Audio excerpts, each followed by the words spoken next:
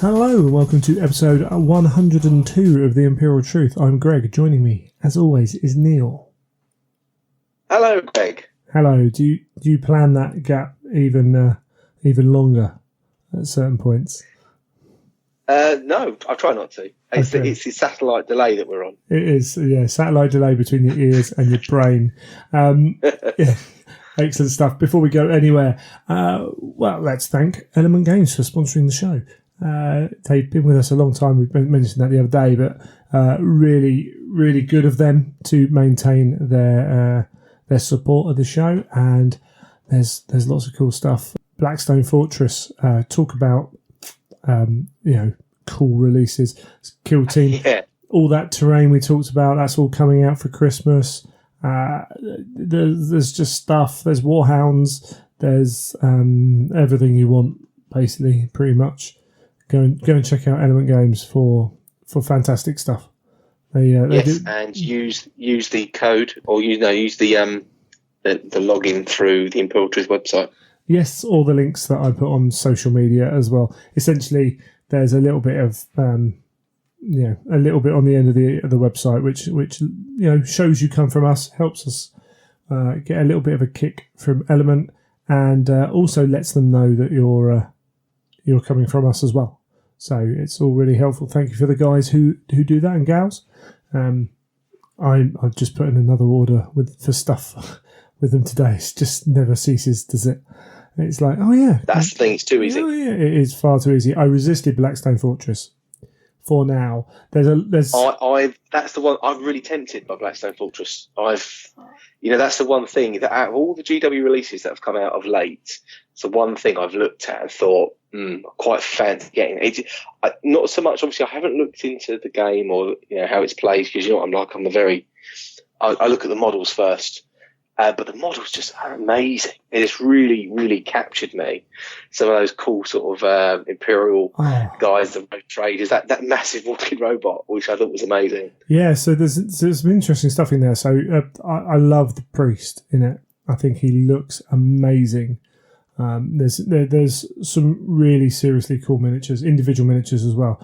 And I say, particularly as a painter, like that, I'm looking at some of those models thinking I really want to own that model. And yet I know I'm going to do nothing with it. So actually, should I really own that model, But the new Eldar, the Kroot, the Ratlins, I mean, actually, pretty much all of the heroes, as it were, the Astropath or Navigator, whatever he is, looks fantastic. And yeah, that priest, just to own that model, would I use him? That's the problem. That robot... I think for me... there's loads of, like you said, the models are just amazing. So many of the models are really cool. But I think the great thing is now it is looking to those lines now for replacing stuff from Forge World, things that we may have lost, things that we maybe need to make, conversions, kit bashing. It's just a great source of loads of weird and wonderful pieces that now you can, you can mix into other stuff. I think that's what's so exciting. Yeah, and there's interesting parts within the story of this as well. So this is all going to feed into 40k, what they're doing with Vigilus, or I think it's called, and the chaos elements of this. The new Chaos Lord Space Marine dude, Adeptus Hereticus, whatever they're going to call it. That looks to be the way they're going to come forwards. We've seen this with Silver Tower and stuff like that they put things in to the Silver Tower box set that have then come out as part of armies. This Chaos Lord looks very different. I'm fairly sure we're going to get a new Chaos 40k book within whatever period of time it is. Chaos Cultists, Beastmen, that kind of stuff. They look fantastic. There's some crazier stuff going on as well amongst the slightly alien-looking Blackstone Fortress, the little helper dudes. What is really interesting is the robot UR25 or whatever it's called. Basically he's a man of iron. So he is, which is pre-heresy. It's the AI that isn't allowed. Yes, and he's just pretending that he's part of the Imperial. He's going along with it, and I think that's quite cool, because then we're sort of pulling in more lore, aren't we, from everything before? Yeah, but only just touching on it. See, I can't see them expanding on it, but they're just touching on. Oh yeah, we know this is here. We know it's cool. Here's a little hint at what part of it may have been, which I think is fantastic. Yes. I can't see them expanding on that, but then that's the beauty of a set like this. They don't have to. They can have these standalones. They can put that little bit in, can't they, and sort of get everyone excited, then sort of almost walk away from it and say, "Oh no, that's enough. That's enough. We're not going to go into anymore." Yeah, and that's. But then again, though, if everyone goes crazy for it, I'm sure they'll look at it and think, "Oh, can we do more with this? Can we?" Yeah, potentially expand this further. It'll be interesting to see how they go forwards with that. But yeah, definitely. So cool. 2-week release date. So obviously they're trying to make sure they get all the stuff in line for the release of that. And if I do get it, well, I can't get it. I'm not getting it. I've got too much other stuff to buy. So Element will get my money, but on other things. In fact, as I say, I've already put in an order for plenty of other stuff. I'm purchasing an Artist Opus brush, actually, just the one, just the number, the number 2, just to the number 2. Yeah, going large. Do you know what? It's not a bad shout, because I found you get such a fine point on the large brushes. You can do a lot with the big brush. That if you have a small brush, obviously you're limited to the smaller detail and that area. But with a big brush, you can get the big areas, and you can still pick out good edges and fine detail because of the point so good. So yeah, number 2 is a good brush. Someone else was saying, and I've heard it before. It was a 2Ps podcast actually, which if you're into any Warhammer and 40k and other GW systems as well, they're a fantastic podcast. 2Ps podcast. They're really cool. I can't remember who they got. There might have been Tommy Soul. Gave the advice. It was like, if you want to speed up your painting, use a bigger brush. And it's like it's quite simple, but the amount of times I get I use a number 1 for this, and actually no. If that's a larger space, you can use a number 2. And as you say, if it's one brush, one size 2 brush, they're not cheap from Artist Opus in that range. But you know what? It's not like I'm not wasting a load of money trying it out, and if it speeds me up, then it's worth it. And because it's a quality brush, it should keep that point as well, as you said. So I still should be able to use it. I found when I first started using them, the big brush heads. I was surprised how much I could do with them, and I found that I was going to say a 1 or a 0, and then not changing changing down brushes when I needed to do finer bits. Right. Yeah. So I always start off with a bigger brush when I'll be layering on base coats and bits and pieces and trying to build up colour, and I find it's easier to blend with a big brush. So I'll be putting that on first, but then I'll end up switching down as I want to go into finer and finer detail. But then I found that I wasn't switching down. I was sort of staying up. Often I was just staying with the 0 and not dropping down to like the double or triple 0. I was sort of staying up a big number. So I found that was sort of a bit of these, you can do a lot more with that bigger brush than say I was doing previously. I would always be switching brushes. Yeah, so that's an appeal in and of itself. Have you been painting much? Not a huge amount, no. Been very busy with other bits like work and bits and pieces. So the painting has been relatively slow of late, to the degree where I thought to myself, I sort of thought, I always try and plan out what I can get done and when I can get it done by. I sort of almost reset the clock a bit of that's not going to get done. That's not going to get done. And started making some decisions on, what might be ready for when and competitions, all this sort of jazz. And I sort of thought to myself, well, I don't seem to be that fussed this year with, trying to stay up really late and trying to get loads and loads of stuff done and painting to the early hours of the morning. It's sort of like I've sort of thought, well, I think I'd rather go to bed and get a couple of hours sleep. Sure. So not really doing as much as I have done previously. Yeah, and that's healthy, isn't it? and we might talk a little bit more about that kind of thing a little bit later. I've been trying to get my Adeptus Titanicus painted. Again, life's got kind of in the way. Like having our garage done, having to sort out the garage to clear most of that, and that takes up an evening and a bit because of the nature of getting rid of stuff, and then all of a sudden you're recording for a whole evening, then you have to go out for to see people. Apparently, it's a thing you have to do when you get married. It's just useless. I'd much rather be at home in front of my computer painted. But so it's been a bit slow, but got stuff built. Because again, I can do that at different periods of time, but the painting's been a bit slow, unfortunately. But we're pushing on, trying to kind of make sure I've realised as well. I've made as the problem is, I think I've spoken about this before. Moving to the new house with the missus, trying to make sure that I'm not just hiding away in here. I've actually been like in here a lot less than that she would mind, and that I would want to. Yes. So I've got to shift that balance back a little bit. It's very easy to sort of. I find that I end up. I don't know. I might be sitting on the sofa or something. I might be thinking about something I could do, maybe whether it be a paint job, a conversion, or something. Then I end up going into my little room and then start rummaging, looking for boxes of bits, or or have I still got that model that I could use, and I end up rummaging around, and then sort of realise that I've been not sort of been hiding away for a couple of hours, and sort of made myself very sort of like a little hermit. So then, just remembering to try and be more sociable. Yeah, absolutely. So that's it's all fun. I know Rob put something on the Facebook page the other day, and I'll try and get up photos of work in progresses, maybe of my Titans. They're nothing flashy. I think I might have said before that I'm definitely going for that. Painted is fine. On these, that Adeptus Titanicus, I want to play the game. I don't want to spend 60 hours painting up, 7 Titans.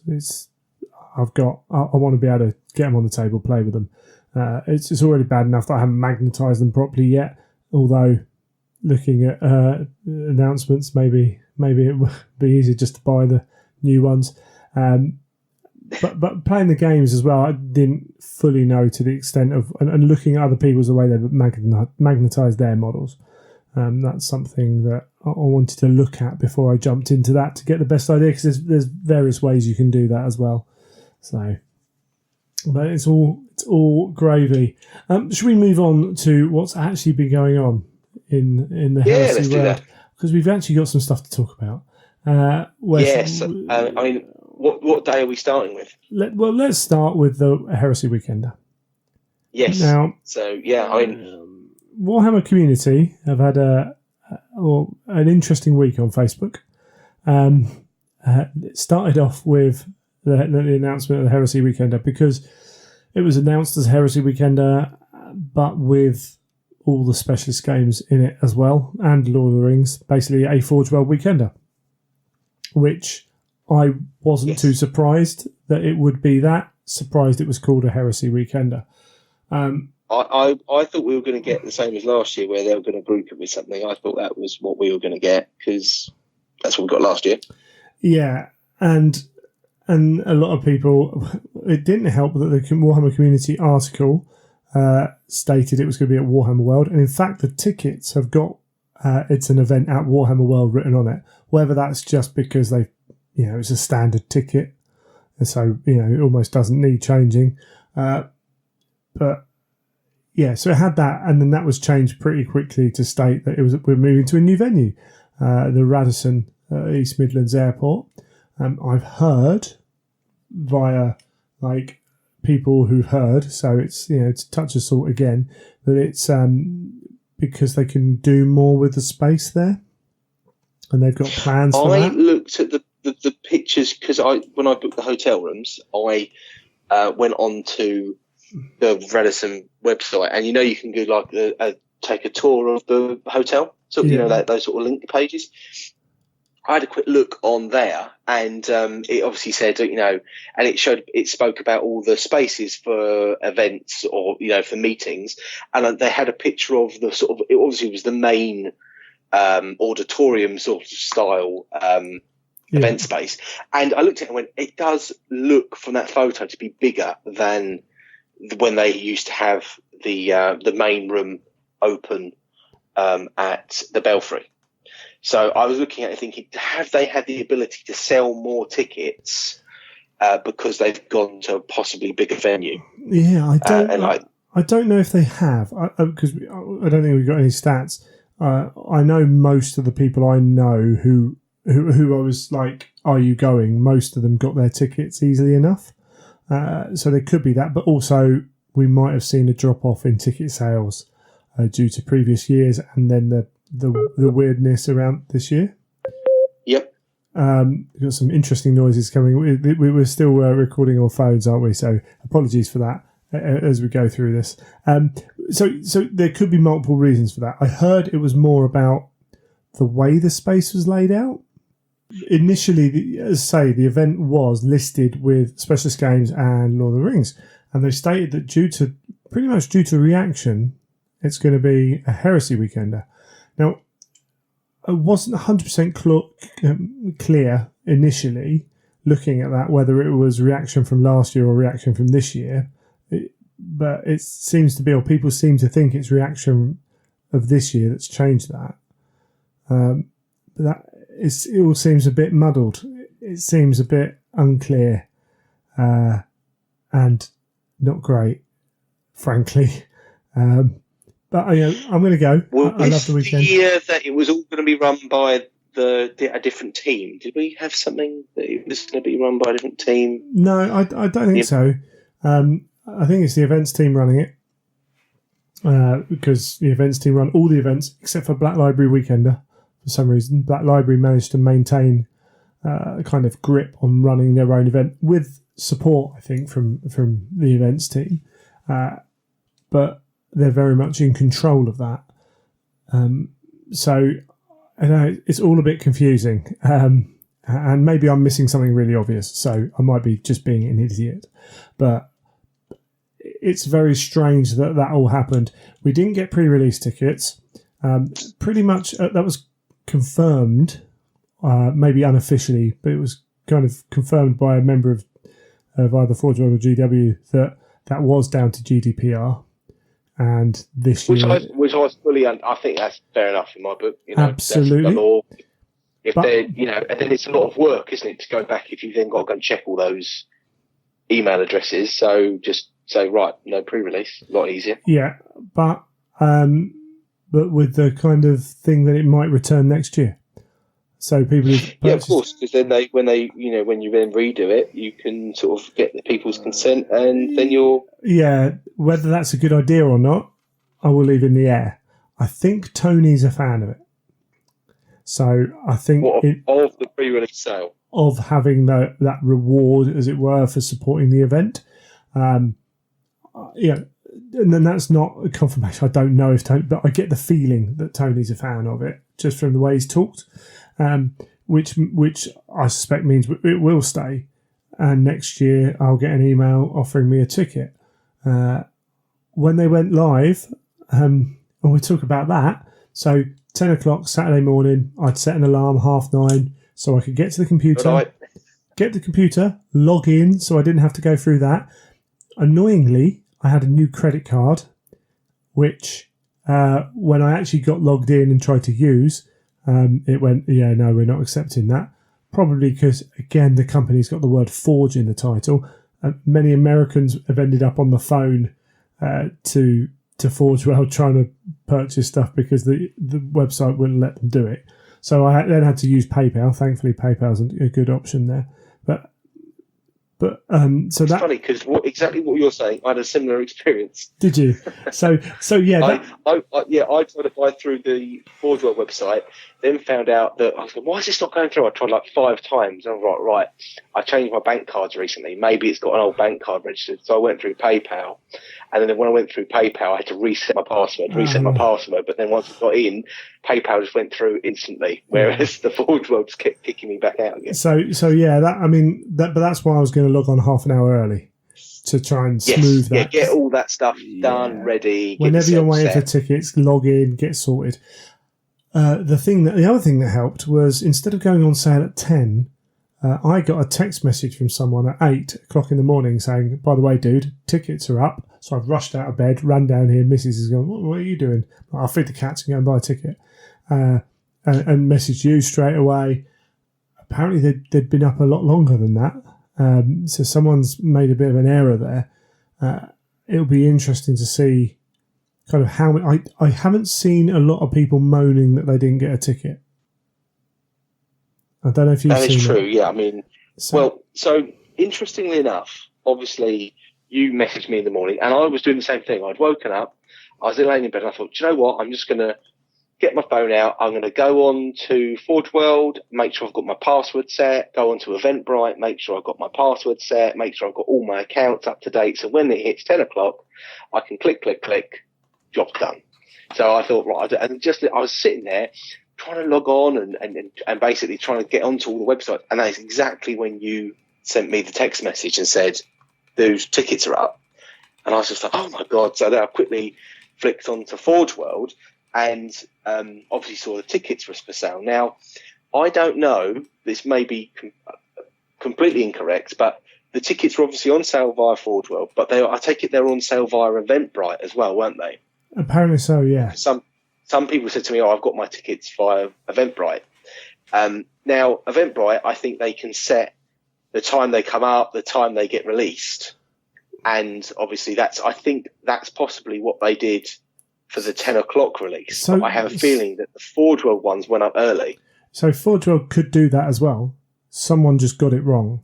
I think someone has got that part of it wrong. Yeah, someone said they were up from midnight. I don't know how true that was. But either way, the good thing is, and this is why I'm interested to see how many tickets they sold, is that, again, I suspect if a lot of people hadn't got tickets, there would have been some outcry. Because, Facebook, the post on Facebook from 8 o'clock saying, there are tickets available, dudes, go and get them.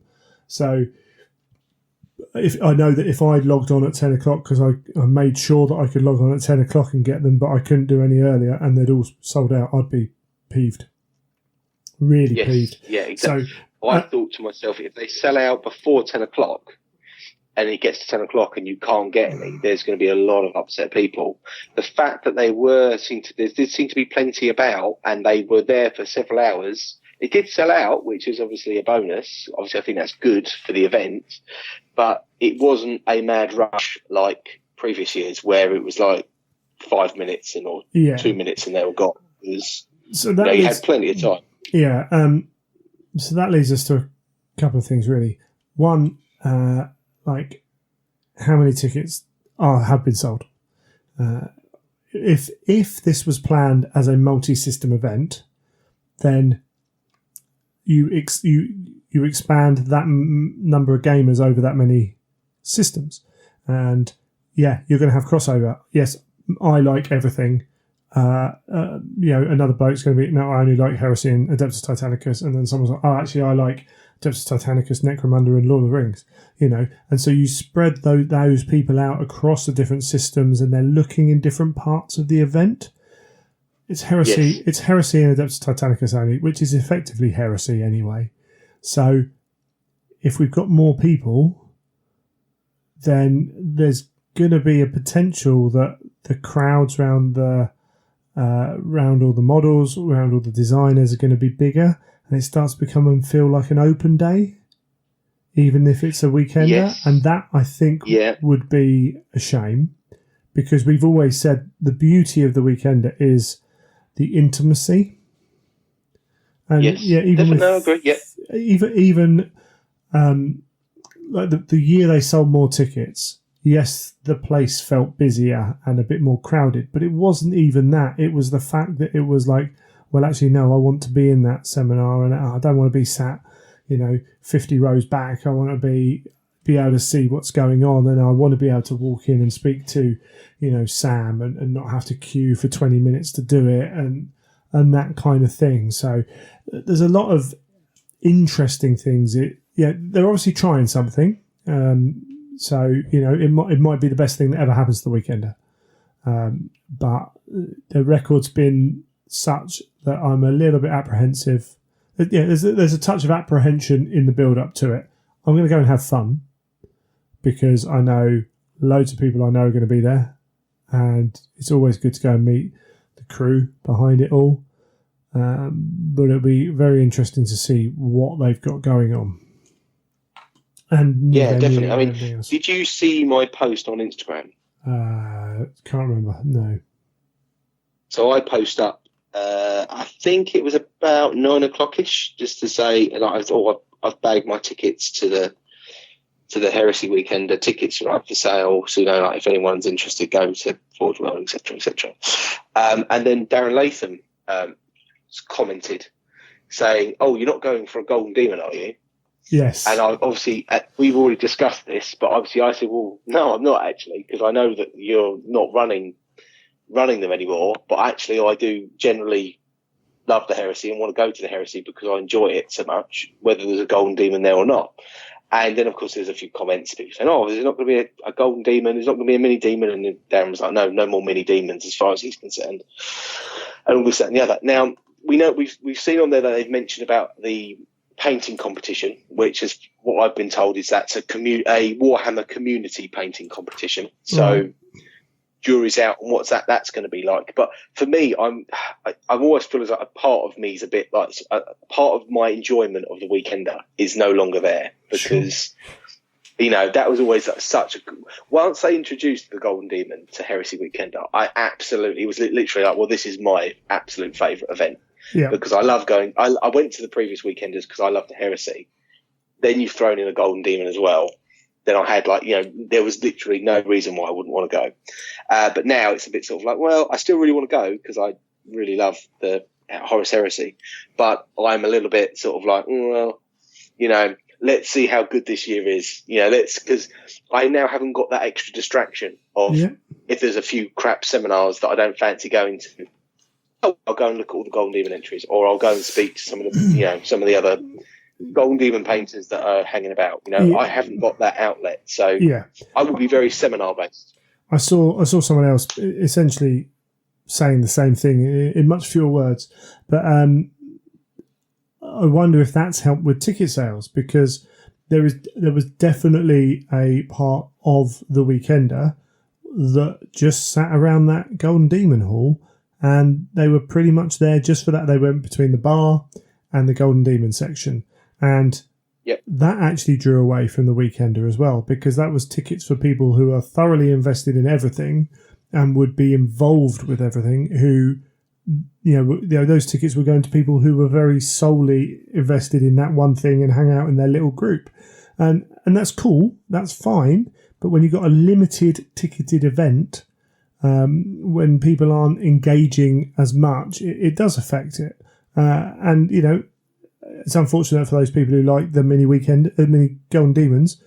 But again, there's that thing of they had too many anyway. And it's a naff place to have a mini demon anyway. Personally, I feel. If you love Heresy and you love painting, you're probably going to disagree with that. But I don't think it was the best use of the painting issue there.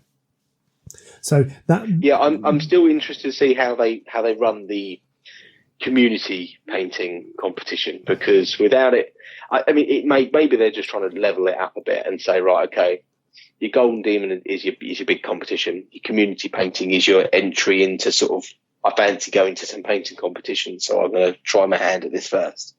So, but I'll be, for me, it's a bit of a shame because I do love the Heresy, and also the Heresy demon is always my favourite demon because that's what I love painting as well. So everything was focused on what I loved painting. Whereas if I go to a classic and I decide I want to paint some Tartarus Terminators, that those Tartarus Terminators are up against all the weird and wonderful stuff in 40k, as well as possibly other Heresy stuff. So it does become a little bit harder. And I think we're going to have to be sensible. Like the community painting thing is new, so it might take a while just to settle in to bed down. They might try stuff. Is it going to come off the bat perfect? Probably not, because very little does. So it's just have a look at it, try it, and give them a little bit of leeway to build on what they set out with as well.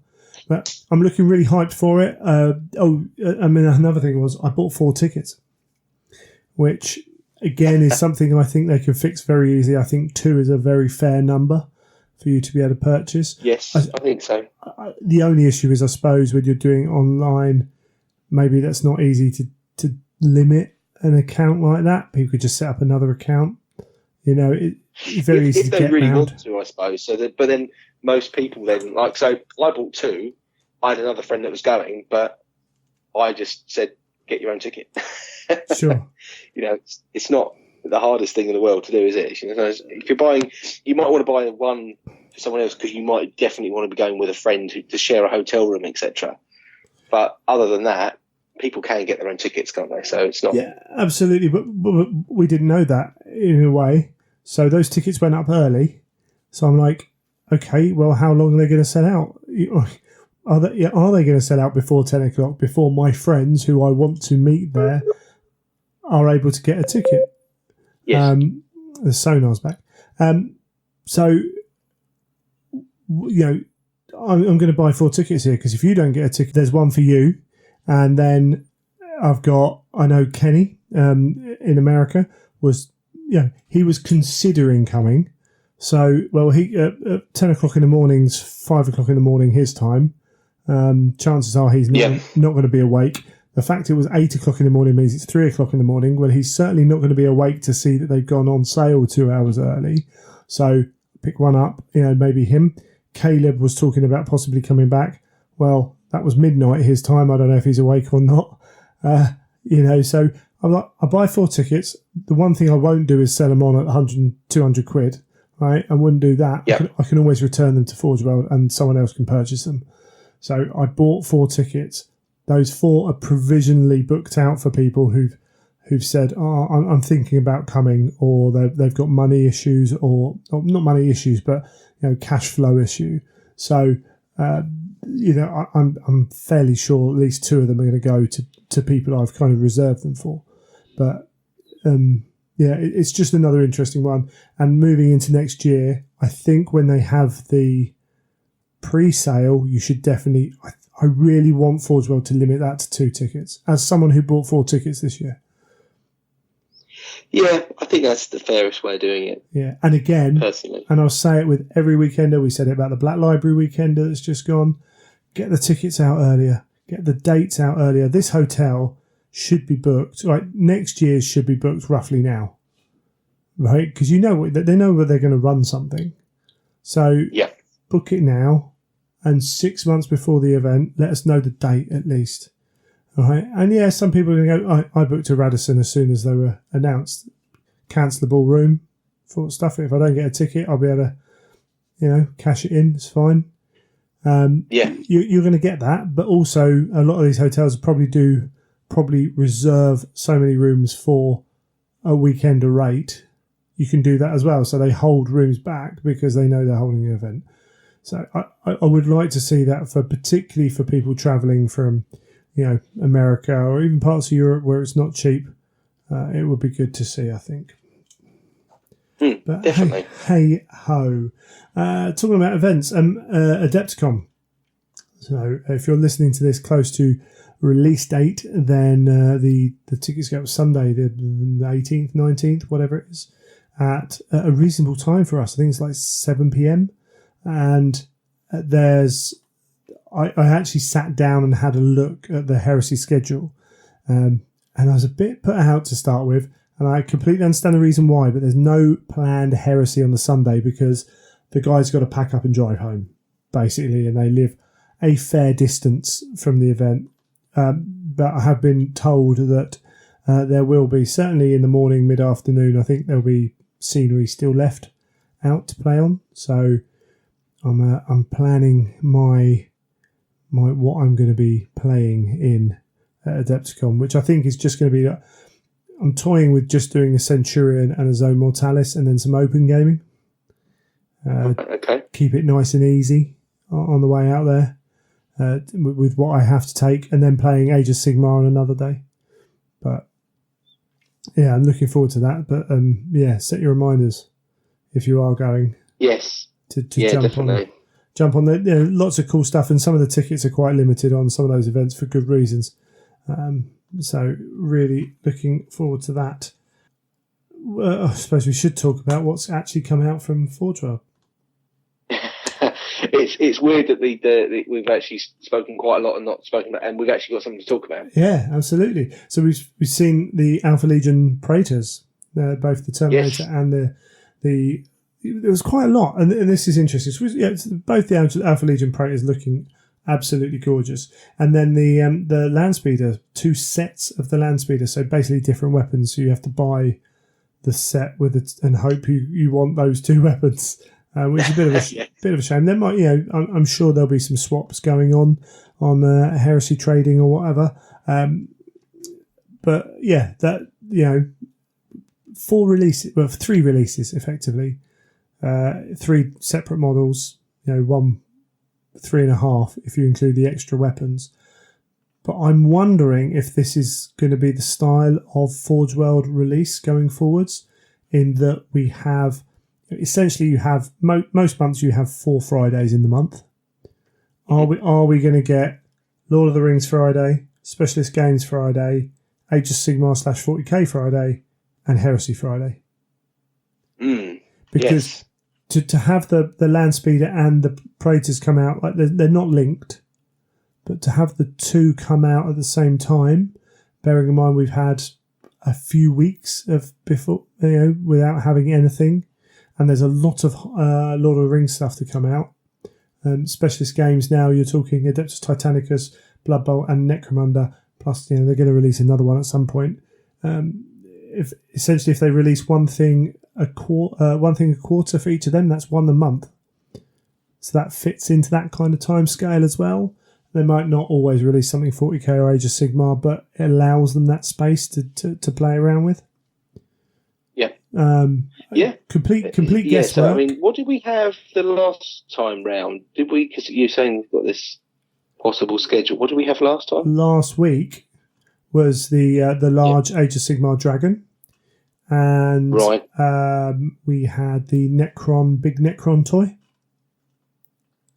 Right, yes, yeah. So, yeah, that kind of fits in. And then the one before that was like, we've had Blood Bowl elf cheerleaders and stuff. Mm-hmm. And then maybe before that we had the Necromunda, like the crocodile, I think.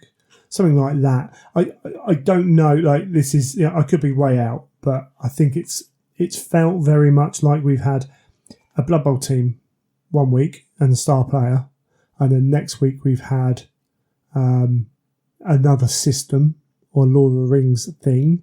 And the Lord of the Rings thing hasn't come out with 40k stuff generally. I don't think it's just been, here's some Lord of the Rings stuff, and then it's, here's some Necromunda characters, and then it's been, here's an Age of Sigmar 40k thing.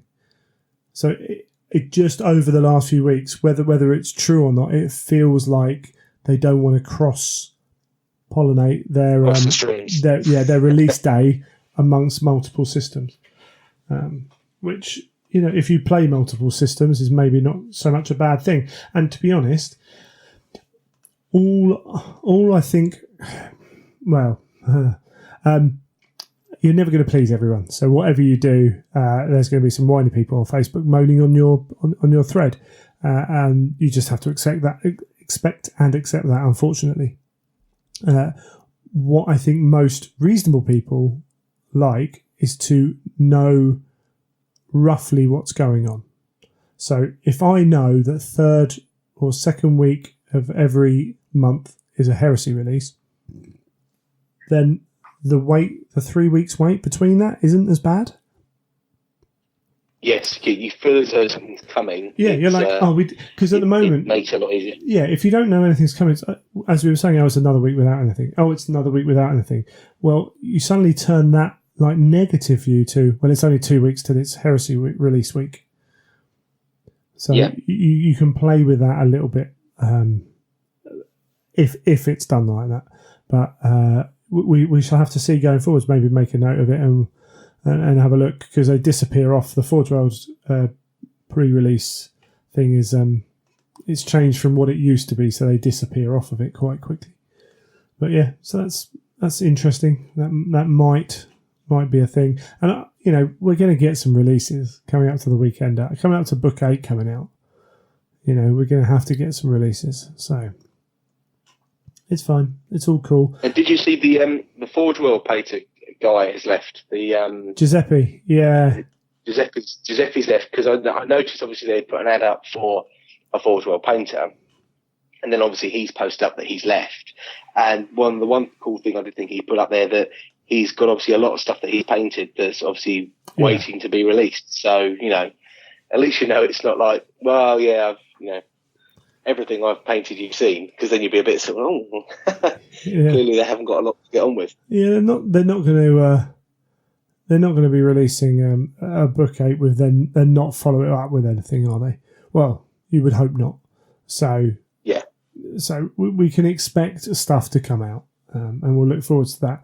And as we said, if they release new demon models, they've got the whatchamacallit, they announced the Slanesh versus Khorne box coming out that they announced at Blood and Glory at the seminar they did. Well, maybe that feeds into cool new models when they release demon rules. I don't expect to have full, say, Khorne Hound, Bloodhound models, Fleshhound models, or rules, should I say, but having Beast Demon rules, which you then maybe use anything that resembles them. Like you can, if that's how Book 8's going to go, then you've got some cool options coming out at some point in the not too far future with that demon release for multi-systems. So yes, definitely. There's that as well, which is really cool. And even talking about that, like the Delac gang that they announced, and it looks fantastic. Yes. I mean, if you want they're amazing. Yeah, if you want some weird cultist type dudes, then they are built for putting into a militia cult army. And they, yes, yeah. First thing I thought when I saw them, because when I first saw them, I didn't read that they were Necromunda Delac. I just looked at them and went, wow, what are those models? And it instantly started thinking about like some sort of cool cultist or militia that you could use them for. Then obviously read they were Delac. Oh, they're really, really cool. Yeah, definitely. And now you look across that whole Necromunda range and, the Chaos Cultists, if you're going to do a very late Terror army, potentially the stuff from Blackstone Fortress, the bad guys from that, could potentially be used as well. There's a lot of options now for building up a force, whether it's all the same or whether it's this ragtag cult kind of thing that comes from different places. There's a lot of stuff you can use, which is really cool. Loads of very cool stuff. And then on top of that, we've had Adeptus Titanicus. So yes, we've got the Warhounds out now. We've got confirmation of the new Warlord with new weapons on it as a set release. We've seen some of the most childish responses, I believe, to that I've seen in a long time, and we've seen some fairly measured responses. And when I say measured, people were still annoyed and angry and peed off, but they responded in an adult way, as opposed to a lot of the stuff on Facebook was frankly appalling. But Forge World have Warhammer community have released a picture of the sprue and have announced that the weapons are going to come separate as a purchasable thing. And alongside that, they've actually, as they do when they kind of recover from these things, they put out the Reaver one as well as a bonus. So Reaver weapons and Warlord weapons to come, I think, sometime in the new year. Early in the new year. So it's still a bit of a wait. It's not ideal, but again, we know they're coming. So actually, I'm prepared to wait for that claw if I want to use it for my Warlord, because I think it looks fantastic and better than the third-party options I've seen.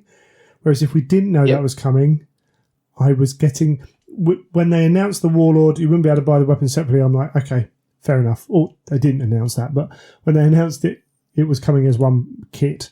I was like, right, okay, I'm going to go third party. This has stopped me going third party. Again, it's just knowing yes or no whether they're coming. Yeah. And I say I agree. I thought it was handled badly. We, as a customer base, were under the impression we would be getting full-on separate releases. Whether that's true or not, whether that's been a bit manipulated, accidentally, possibly. That's what we thought.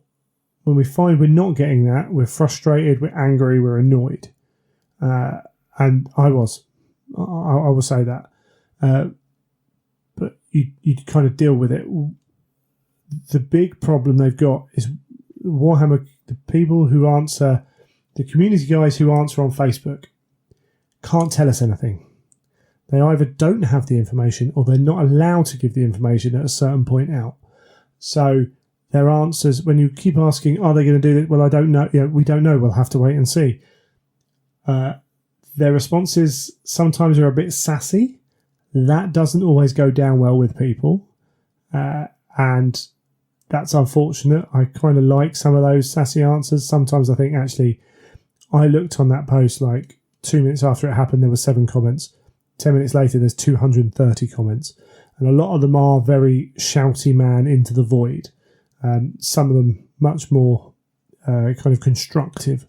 And the only issue I have, with this announcement that actually, hold on, they're coming, was, I think there was we've listened to you basically.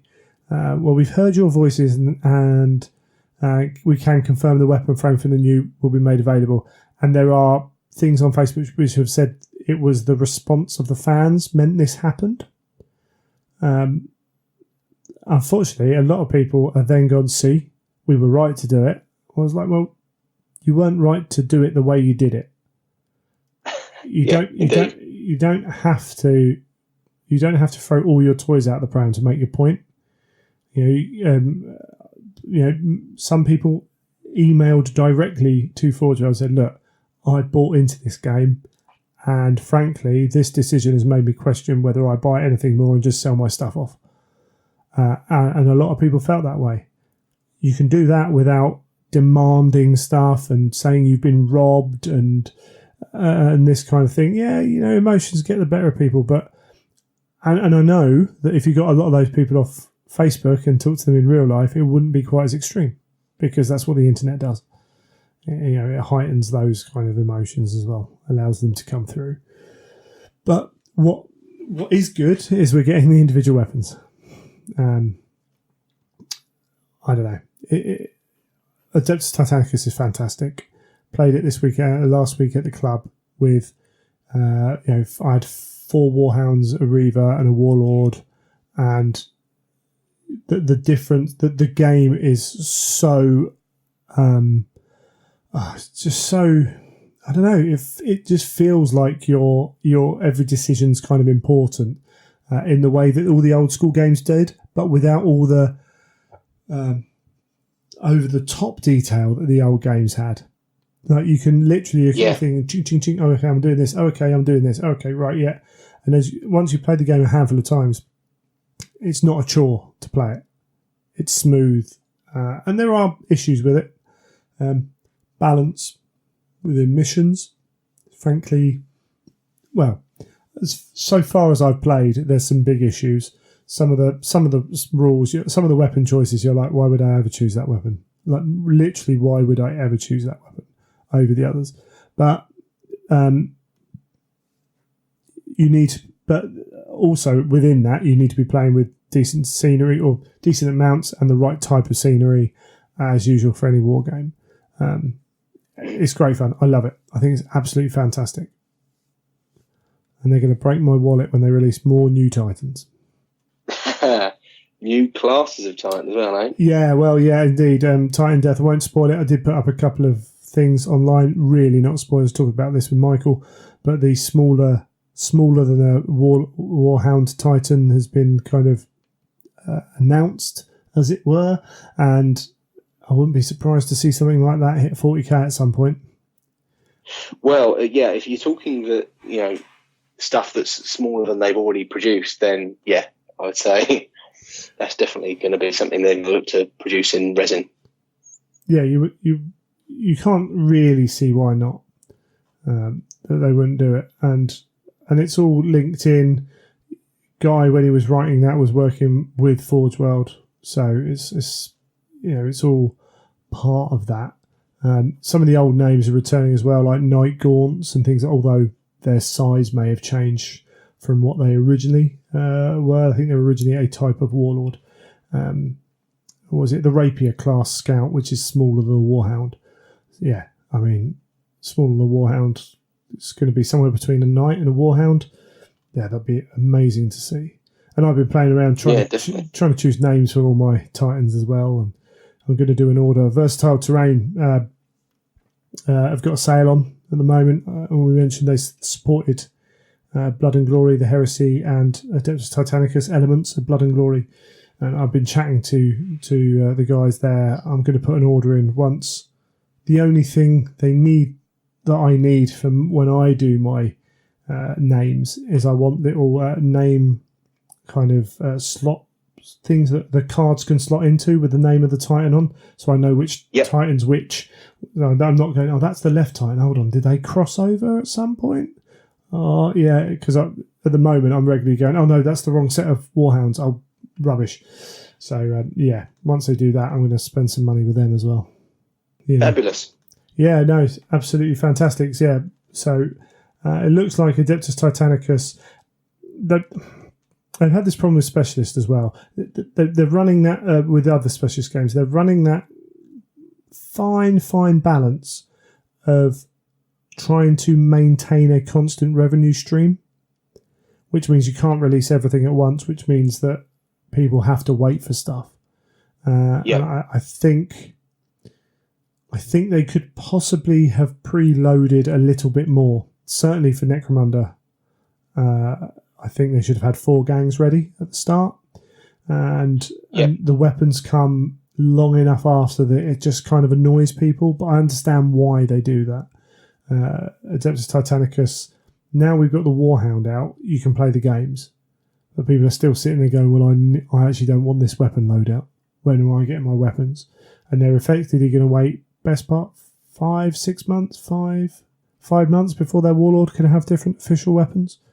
So there is I don't know the way to make that work. They're trying to avoid, as far as I can tell, what happened to old Specialist games, which was everyone went out, dumped a load of money at the start, and then didn't buy anything ever again.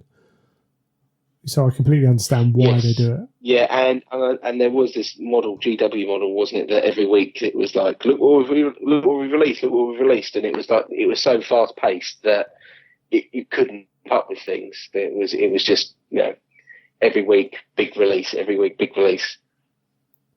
Yeah, you're absolutely right. And also you've got to remember that, but it's really fine as well. So as we've said before, we're getting to the point now where someone might only play, that only GW game might be Adeptus Titanicus. So you've got to put enough releases out to keep that person happy.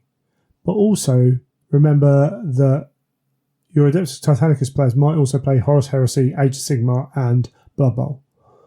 And are they going to keep spending every single month on stuff? And probably yes. But you've got to be aware that at some point that cash has to slow down. So there is a balance for them, and they've got to make it. So had they released 4 gangs with Necromunda when it came out, it would have pushed the release date back.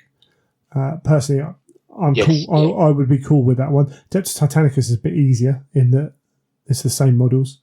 I still think they should have released 4 rule sets, 4 Legio rules at release, but we're going to get more with Beta Garmin when that comes out. And that's going to follow fairly quickly on. They're going to let Titan Death come out, let it settle, I suspect, around Weekender. I could be wrong. We're going to get the Beta Garmin book, which again, if that's 6 months for a decent kind of expansion, that's not too bad. So, yeah, it's all joyous stuff. It is indeed. Yeah, absolutely. And for those who collect the books, I will say we talk with Michael in the first of our Fanatic episodes on this feed, and it will be about the Black Library Weekend. You can get all your Horus Heresy book information there, so I won't really go into it too much here. All the Horus Heresy stuff's loaded to the front, so if you're only interested in that, once that stops, you can turn off if you wish, or you can carry on listening to everything. And in this episode, we're going to continue our kind of interview series with Gav Thorpe, and hopefully that'll be interesting for you. And we might as well talk a little bit about Blood and Glory as well, unless you've got any more news, obviously. I can't think of any more news. No, not right at the moment. I think we're going to get more. It feels feels like the biggest news segment we've done in a while.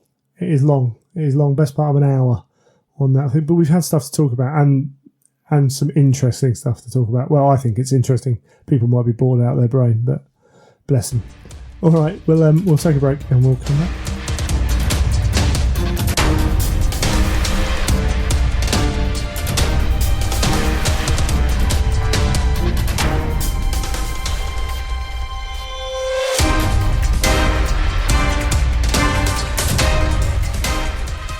Okie dokie. Well, Blood and Glory.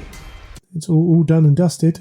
50 odd players we had in the end. Of quite a few dropouts, as you tend to get at these things. You know, life gets in the way, last minute and all that. Life got in the way for you attending, didn't it? It did indeed. Yeah, working too hard. I was at work over that weekend, which was quite fun. Indeed, and Warhammer community have written an article about the Age of Sigmar Championships, I think. But haven't really covered anything else. They were stretched thin over 4 different events that weekend. They were at the Black Library Weekend helping out, I believe. There was a Warhammer Champions card game event at Warhammer World, and there was another event somewhere in Europe, as far as I'm aware. So they haven't. I was hoping that maybe there'd be a few more. They're running the TV as well for Age of Sigmar. I was hoping we'd maybe be able to find someone to drag them down to the Heresy bit. Didn't really happen. We're at the Roundhouse again. Lovely venue. We're going to be there one more year.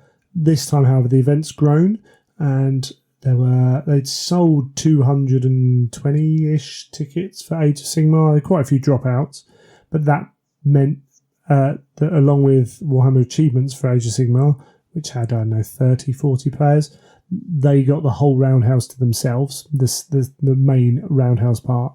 40k took over the library. They had a good number there, and we were in another room just down the corner with a handful of Adeptus Titanicus players and the Heresy guys, which was quite nice and chilled, and it was still a lovely room, like this old brick. You know, couldn't put anything on the walls because it's still listed and all that. It was quite nice in a way, being out of the way, but when we were slightly big, when you're in a big, really big hall or something, it can be quite echoey, can't it? And it definitely for all that stuff, it does make a big difference. But it does mean that people have to make an effort to come down and actually find you if they want to look. And lots of people did, and lots of people were really intrigued. The amount of comments I got of, if this was 7th edition, I'd be playing it. If this was new edition 40k rules, I'd be playing it, which is understandable. I haven't got a problem with that. But there was a lot of that, which is a testament to the guys playing and their armies and how cool the models look, which is really good. Definitely. So that's cool. And the Adeptus Titanicus guys were getting a fair bit of attention as well. As I say, there was only a handful of them. In fact, there were a couple of people who stepped out during the event to go and play Adeptus Titanicus. The beauty of a narrative event means that was fine, and it's all one setting, so it actually can still contribute, and it's cool. Do what you want, just as long as you have fun. I don't mind. Come and ask me. Don't just drop out. But so we can handle that as well, which is really cool. The Edge of Empire guys will talk about their event. They ran a Centurion event on the Friday, which seemed to go down well. Not a small number of gamers having good fun, but again, getting a bit of attention, which is really good. as the event grows, they're looking to make more and more of their own terrain. We got a mix of terrain that the event has built up, and we hired some from a game centre, I think, down near Birmingham. So there was a bit of a mix of that, and managed to kind of bring a few of their own tables as well to supply into that. Moving forwards, hopefully we'll get more and more terrain that is owned by the event, and we can build up. And I made sure at one point when we were setting up Friday, I was like, we've all got roughly the same terrain, and some of this is very functional. So I kind of ran into the 40k room and was like, okay, I'm going to split up some of your tables and take some of that stuff and put it in, just so we've got a nice mix. And then I also try to make sure that people weren't always playing on the same table. Not always easy to do with that many people without a program set to do that, which I didn't have. But tried to. So if you played on the same table 3 times, I do apologise. But no one mentioned that either. So they could have spoken up if they had. But yeah, it was a continuation of last event. I felt like the narrative on this one. I'm going to start off with the negative. I think the narrative on this one got a little bit lost. I didn't really do a huge amount with it. I was concentrating on other stuff, and time slipped by, and then all of a sudden we weren't quite there, and I want to find a better way of handling that many people. You go from one extreme with the Jungles of a Car guys doing 20 people with videos and everything else. You sit down before the games, and the games are smaller, so you can do that with the time scale, up to what I'm trying to do with Blood and Glory, where I've got to fit my timings in with other events, have over 50 players, try and get a sense of narrative in what we're doing, whilst also trying to get everything to run smoothly. And I was using a new program as well.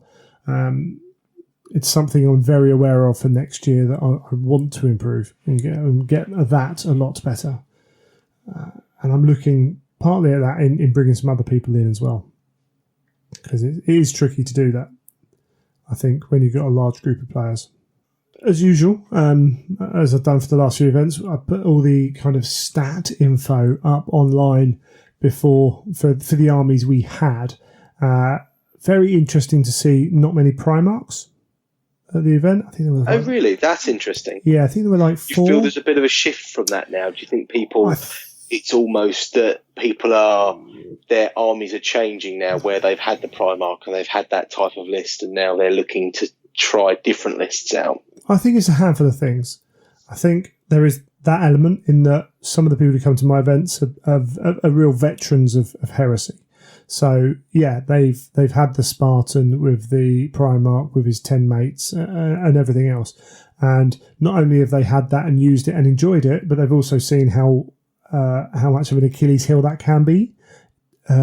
Once people when people know how to deal with it, all of a sudden you've got 1,000 odd points. Where the Spartan gets dealt with, and all of a sudden your Primarch's not doing enough to justify not only his cost but all the Terminators or whatever that comes with him and support characters. Mm-hmm. So there's an element of that. We've also had the FAQ, which means that you don't benefit from the Feel No Pain from the Primaris, the Apothecary dude. Yes, of course, yeah. So then there's it's slightly people that took that ridiculous boyfriend squad to try and, Apothecary, Terminators, everything all thrown into one massive unit is not quite as effective as it was. No, it still works for all the support squad that's with him, but it doesn't work for him itself, which means that if you can get wounds onto him, you haven't got that little backup, save. So I wonder if that's an effect of that. As well, and again, maybe people have just learned how to play against them. Maybe people have used them. Maybe people thought I might. In the past, I haven't done it for a couple of events now, but maybe they thought that actually, if my Primarch, if 5 of us bring Kurz and he keeps dying, he's going to get really rubbish. Which was, I did that initially in answer to the fact that almost every table had a Primarch with a Spartan with 10 dudes in it. And that was why I brought that in, because you saw the same characters all the time. In fact, the one character we saw the most, I think, was Valdor, which potentially I should have done something about that. I didn't step in a huge amount. He's a tough old nut, Valdor, isn't he? So. He is. But some of the games were like Chris Mills from the Edge of Empire. His list wasn't honed at all. So there were weaknesses to that list. I think he may have won 3, may have won 2 over the weekend. So kind of that's part of kind of the self, kind of restricting of that.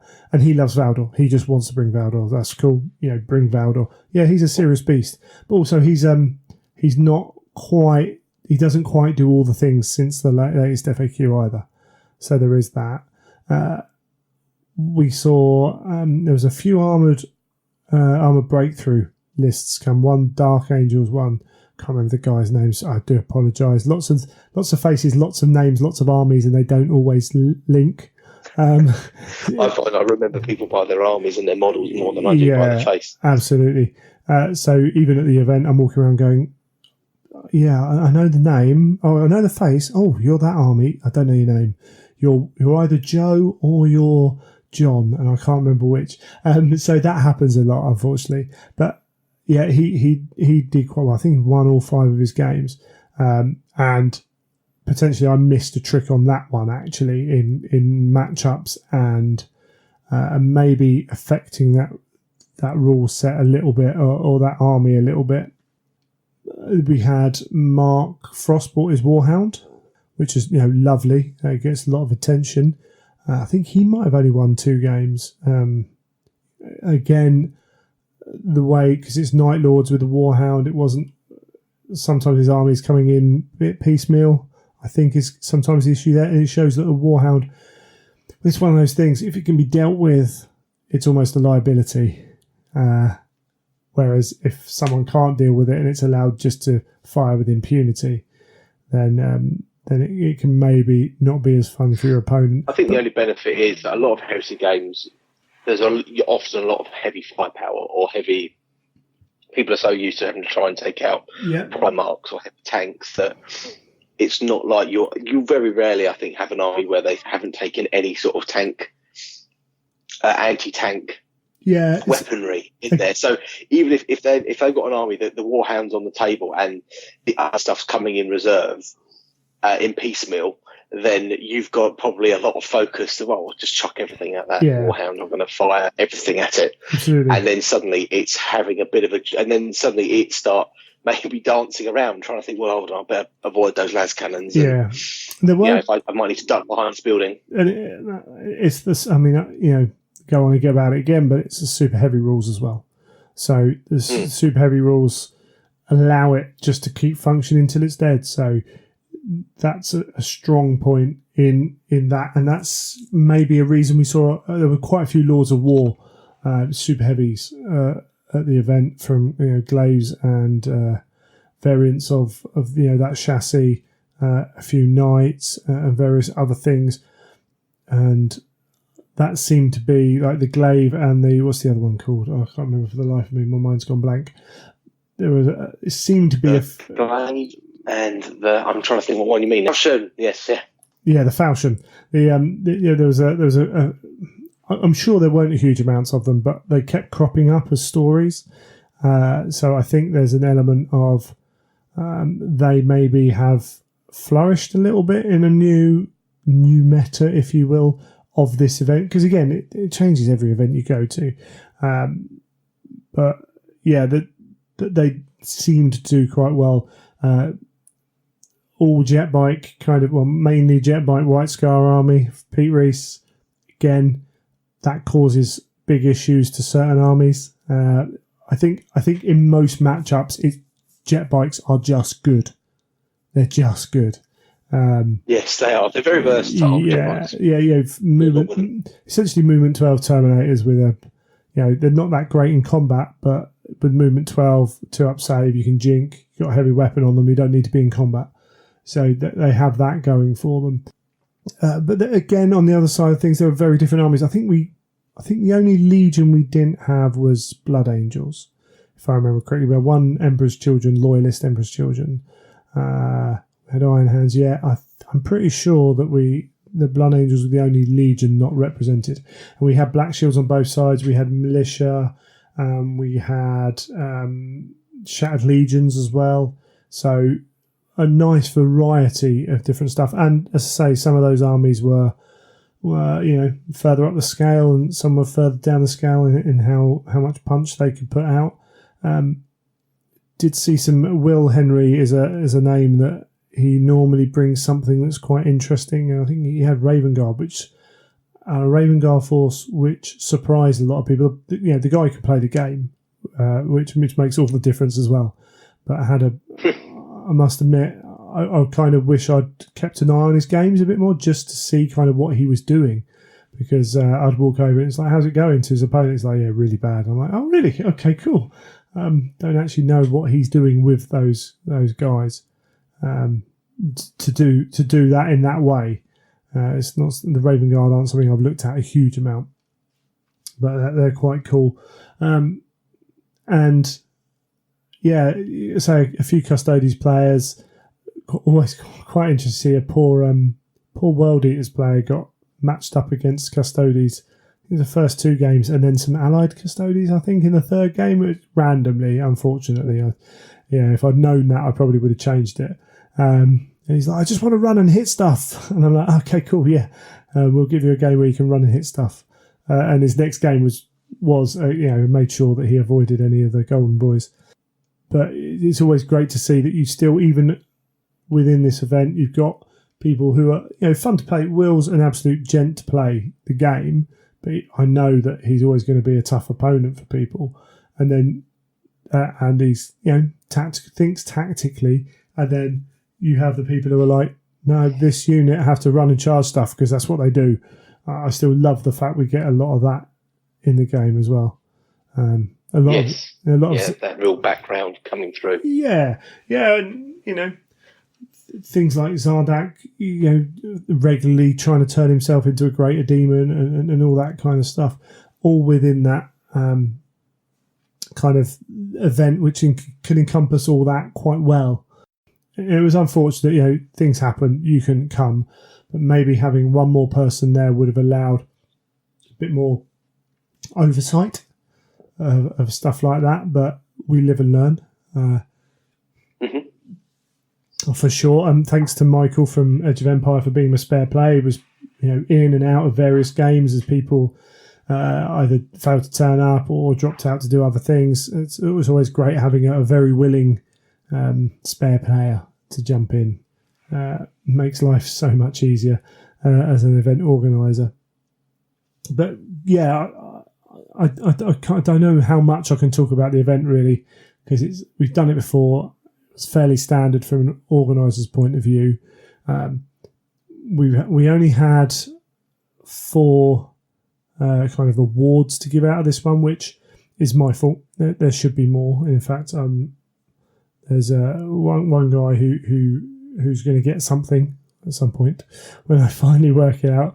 He was a great guy. But we got best painted was Pete Reese's White Scars. I'll try and get some photos up. Other people have put photos up from Blood and Glory, and Pete's White Scars were.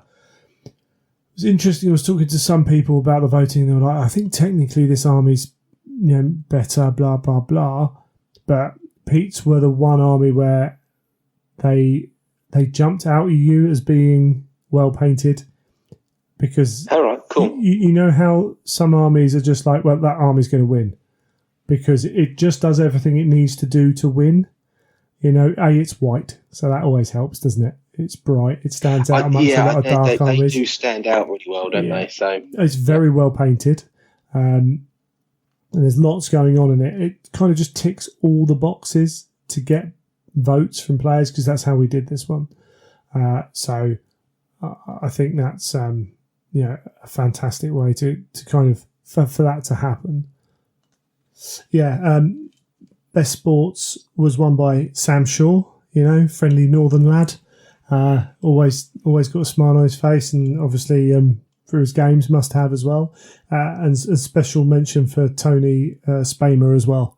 For he's a guy I'm going to sort something out for, because he had to rush off early as well. But he every time I saw him as well, there was like smiles on both players' faces and taking whatever was thrown at him, which is always a really good. Always, again, it's another one of those things where very rarely in the Heresy events I run do you have someone that you think you have to just kind of nurse a little bit to make sure they don't get upset. But the rest of them, almost all the others, you just can throw anything out and they're like, cool, yeah, I'll deal with that. Which is where, actually, when I did a slight change for best trade to best loyalist, in that kind of judged it on, I'm going to change the name of the award, essentially. Kind of judged it on all-round kind of all-round cool person at an event. So, both of these guys had nice armies, and that's not. And moving forwards, it's like if you don't have a top 5 pretty army, you can't win it. I'm not going to do that. I'm not going to exclude people based on that. But they had armies which they obviously put time and effort in and looked good. They always smiling, engaging, and all that kind of thing, and helpful around it as well, and all that kind of almost encompassing like the spirit of Heresy. I think Company of Legends called theirs. I might have to steal a name off them for once. So all that kind of stuff. Tom Hall, who is always a pleasure to have at an event. He's got a lovely World Eaters army. Took it for the traitors. And Michael Verks for the loyalists, who's one of those voices it always stands out. I'm sure I'm that kind of guy when I'm playing Age of Sigmar and I'm getting carried away, or Heresy or whatever. But you can always hear stuff is always happening at that table. And again, it just comes in, big smile on the face in the morning, willing to help, and all that stuff as well. I don't know that I don't know there's much more I can say except for within Blood and Glory, we're looking at what we can do to expand within the space we've got next year, which will involve the Friday a bit more. We won't be on the same weekend as the weekend Black Library weekend. I'm positive on that one. So Saturday night evening events. If people don't want to go out for a curry, they can stay and maybe partake in something. And then what I need to do as an organizer, and I've talked to a couple of people about coming on board, is develop a system where we can have the narrative running strongly through what we're doing, but still work and not slow down a 60-player event, which is essentially what we have. So it's going to be interesting to see how that goes pushing forwards. The event, the mission we played, some really interesting. We played 4 of the Red Book missions, like the standard missions, and we played one from Inferno, which was really fun. And I only realised halfway through, people said, Greg, what are the fortifications? And I'm like, oh, misread that bit. Yeah, have you got enough stuff? And actually, about 3 tables kind of just questioned me on it. Not like, oh, what's going on, but like, how do we do this? I'm like, okay, you can do it like this? And they're like, yeah, cool. The others thought, walk around all the other tables going, oh, guys, are you all right with this fortification? Yeah, we just did this. I'm like, yeah, that's fine. You both happy with that? Yeah, cool. So it was good fun to play a brand new mission. But those, I looked through 4 missions and only one of them was vaguely useful in an event where you didn't want to completely hamstring someone, or they needed a Primarch, or they needed different points values, or what have you. So I need to kind of go through all the books again and look at missions. But I was talking to one of the players there, Chris, about writing new missions. Because I think one of the issues I have with the Horus Heresy is the 6 basic missions in the book haven't really changed for however many years we've been playing this game. And, yes, yeah, of course, yeah. And I'm going to talk to, my feedback at the Weekender is going to be, what you could do, which would be really cool, not just as a, here you go, guys, thanks for playing the Heresy, we are on it, we're doing it, but also just to freshen things up is to say, we've written 6 new scenarios, have them free, put them out online, and add them in. So all of a sudden you've got 12 scenarios to choose from as your kind of base, kind of matched play. It's kind of I've just turned up. Let's play a mission. These are the ones we start with, and then choose if we go elsewhere from. I think that would be really good. And talking to Chris Legg, he's played a lot of Age of Sigmar competitively back in the day. He knows what he's doing. There's only one of those missions. Dominion is where you collect victory points through the game for standing on objectives. We really think that if you had missions where you had to be in different parts of the table at different times, not like 40k where you have the cards, but if you have you had to be near objectives more than just on the end turn, then that would be a natural dampener to armies like Custodes, who... Yes, because they haven't got the volumes of troops to try and cover all those angles. Yeah, so it means you either have to put Sisters of Battle, and Sisters of Battle are good, and I think possibly more Custodes players would, if they could improve their army, but actually you're going to limit how many troops choices you have to a point if you do that, or your Custodes squads are going to be sat on an objective and they're not winning they're not destroying the army if they're doing that. You still have to, the enemy still has to come and get objectives as well, but it means they might concentrate on the other objectives and leave that one there, and all of a sudden one of the squads is, and it also means you just might see a few more troop choices in general, because you're still in a lot of the lists you're seeing 2 or 3 troops choices, and then it's, well, this Terminator unit can score as well, and this elite unit can score as well. So actually I've got 5, but I've only got 25 men in my troops choices. So there's potential for that to have a bit of a knock-on effect as well. I just, from us chatting, and I thought about it on the way up as well, but just from us chatting, thinking about it, I think that's a very simple way of freshening things up, and also kind of changing the nature of what we see on the table in bigger games. Now we know 8th edition. We know the next book's going to have. I think they talked about like a smaller game system, like sort of like Centurion, but their own version of, which is cool. But I think it would be good again to have something else. And then the other thing from the weekend was, what do we do with points values? What do we do with army lists being handed in? Do we freshen it up more? With having Adeptus Titanicus there, literally approached one of the guys. He said, "Oh yeah, I was thinking about playing Adeptus Titanicus." I said, "Well, actually, we've got a small group of guys playing Adeptus Titanicus. If you want to drop out of the main Heresy event and go and play it, I can either pull my spare player out or put him in as needed. And you can go and play Adeptus Titanicus." Now, in the future, in theory, what's the problem with 2 players getting to a table and going, "You got Adeptus Titanicus with you?" "Yeah, I have." "Would you rather play that?"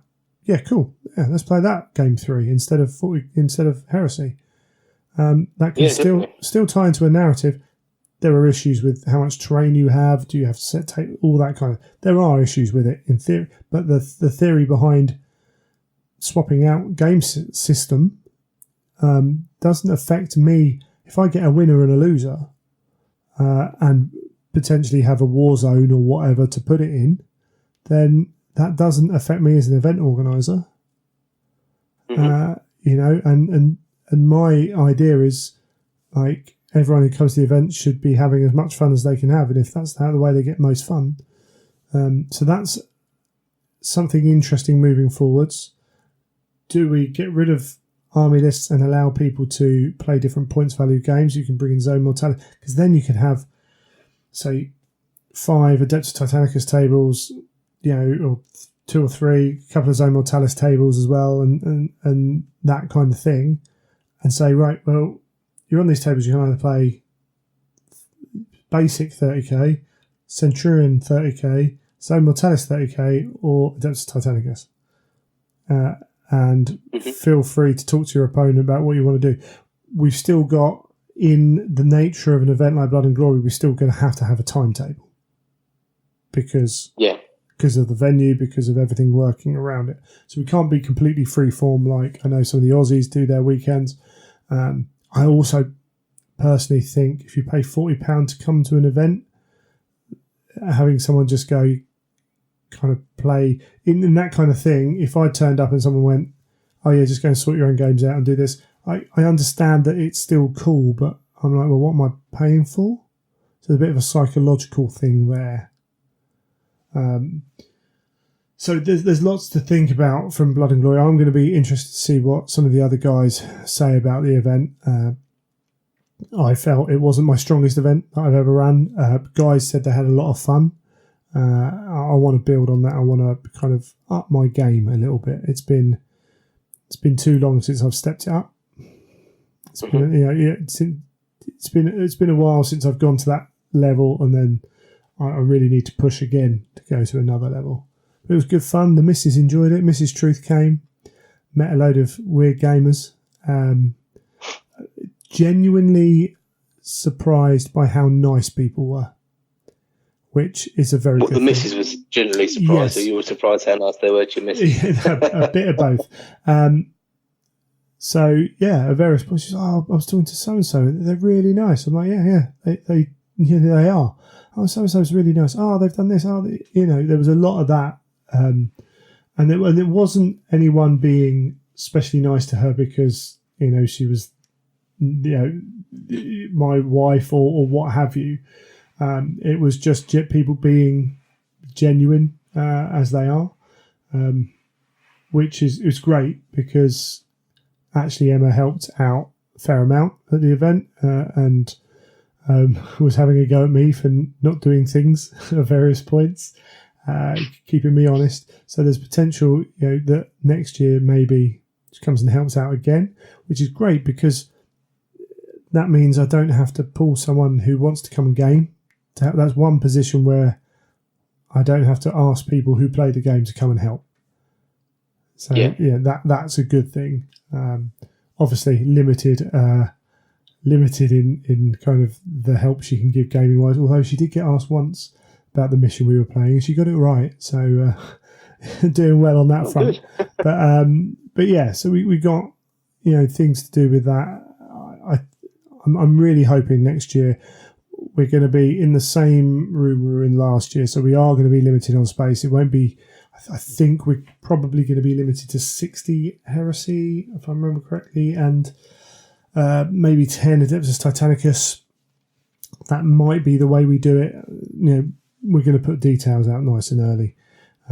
We've got a group, as organisers, we're already planning next year. It's quite fun for Heresy because, frankly, I'm like, I need this. And then they kind of lead me to it because there's not a lot that needs kind of that scrutiny like an event tournament does, where it's like, how are we scoring it? How are we doing this? I can kind of, you've got that reign as a narrative event to kind of do what you want to do. Just like, let's make sure we have the right amount of tables, the right amount of terrain, the right amount of support. Thank you very much. Which is really helpful. Perfect. Yeah, great. Say next year, definitely looking at filling out the Friday with events, and we're looking at what we can do with the Friday, and looking at having Saturday night events as well potentially, and starting to grow it more as a convention feel than American convention feel than it has been. But yeah, cool. I still talked to 30 minutes. I felt like I hadn't actually said much about the event, but thank you for all the guys that came, and hopefully we'll see you all again next time, and maybe some more new people. It was great to see some new faces there as well. Always good to meet some other names, put faces to names, so it was really cool. Awesome. Right, we'll cut that one there and we'll come back with Gav.